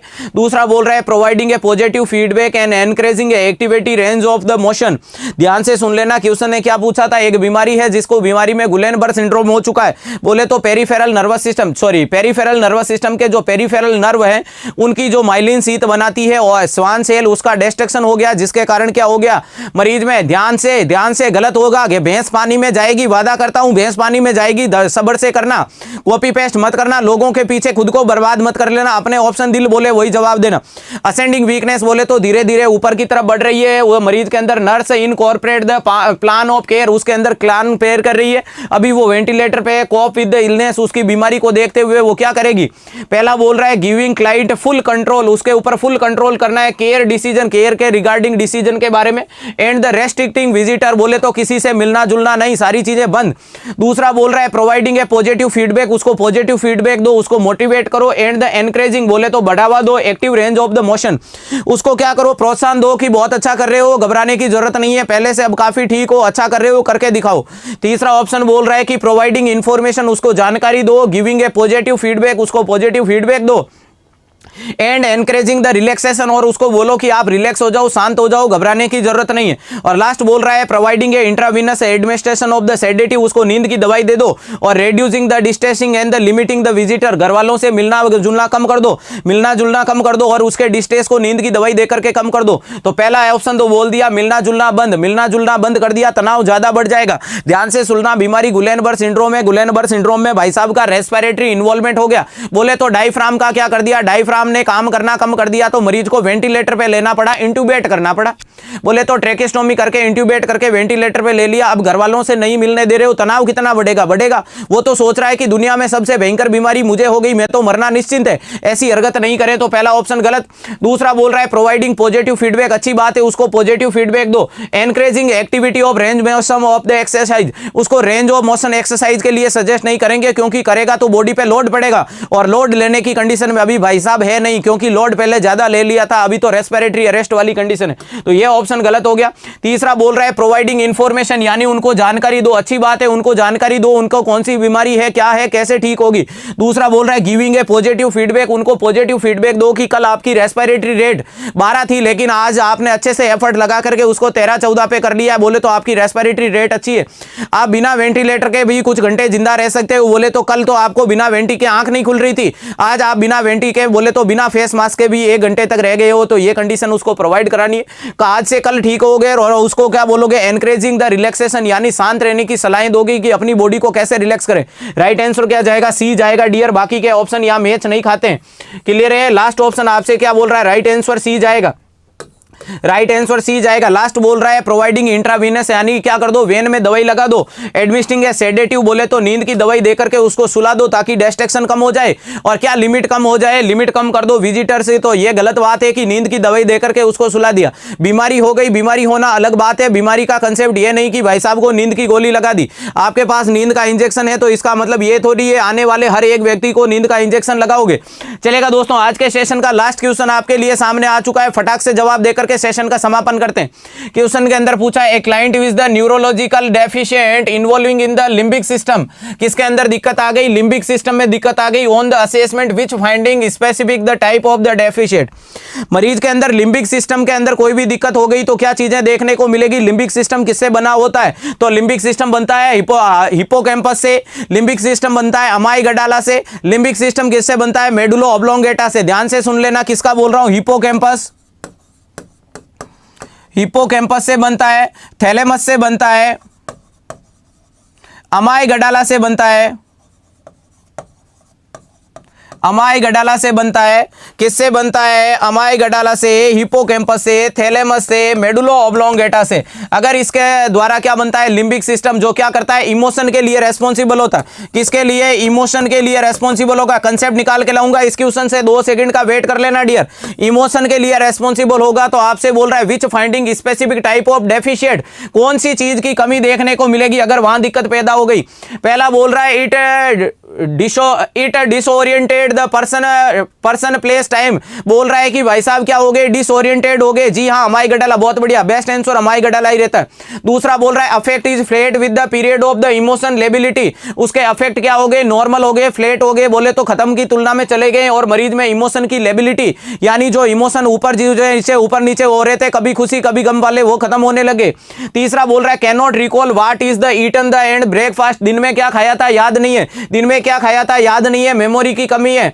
मरीज में पर्सन प्लेस का मतलब क्या हो गया, भाई साहब में ओरिएंटेशन की कमी है। मरीज में किसकी कमी आ रही है, ओरिएंटेशन, ओरिएंटेशन का मतलब कॉन्शियसनेस, ये कॉन्शियसनेस का नहीं, ये किसके लिए जिम्मेदार है, मैंने बताया था इमोशन के लिए। तीसरा क्या बोल रहा है, यहां मेमोरी की दिक्कत है, यहां किसकी दिक्कत आ रही है, मेमोरी की दिक्कत आ रही है, यहां किसकी दिक्कत आ रही थी, कॉन्शियसनेस की दिक्कत आ रही थी। और लास्ट बोल रहा है demonstrating inability to add a subtract and does not know the what is the president of the United States, इसका मतलब भी क्या हो गया, उनको याद नहीं रहता है। डेमोस्ट्रेट द इनएबिलिटी, वो डेमोस्ट्रेट नहीं करना चाहते, एंड एड द सब्सट्रैक्ट, वो किसी भी चीज को नहीं जोड़ना चाहते, and the now who is the president of the United state, अभी यूनाइटेड स्टेट के कौन से प्रेसिडेंट है उनके बारे में जानकारी नहीं लेना, भी मेमोरी के बारे में दिक्कत होगी। आपका सादा सिंपल सा जवाब क्या जाएगा।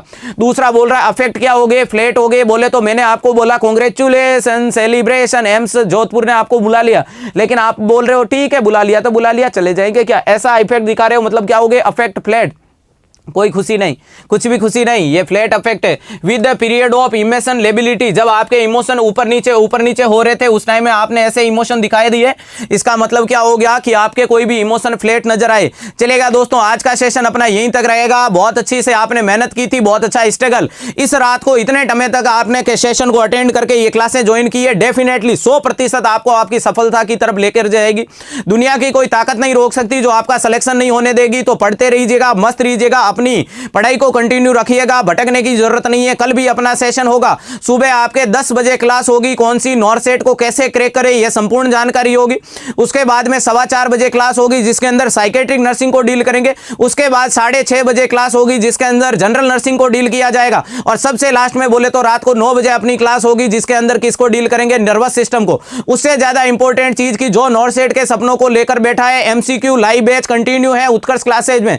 जी हां दोस्तों, आज ही उसको ज्वाइन कर लेना। ज्वाइन करने का तरीका कमेंट बॉक्स के अंदर लिंक दिया गया है, उसके माध्यम से उसको परचेज कर पाओगे, आराम से परचेज कर सकते हो। अगर वहां से नहीं कर सकते तो ऐप को इंस्टॉल करें, ऐप के अंदर जाकर के उसको परचेज कर सकते हैं बाई नाउ से।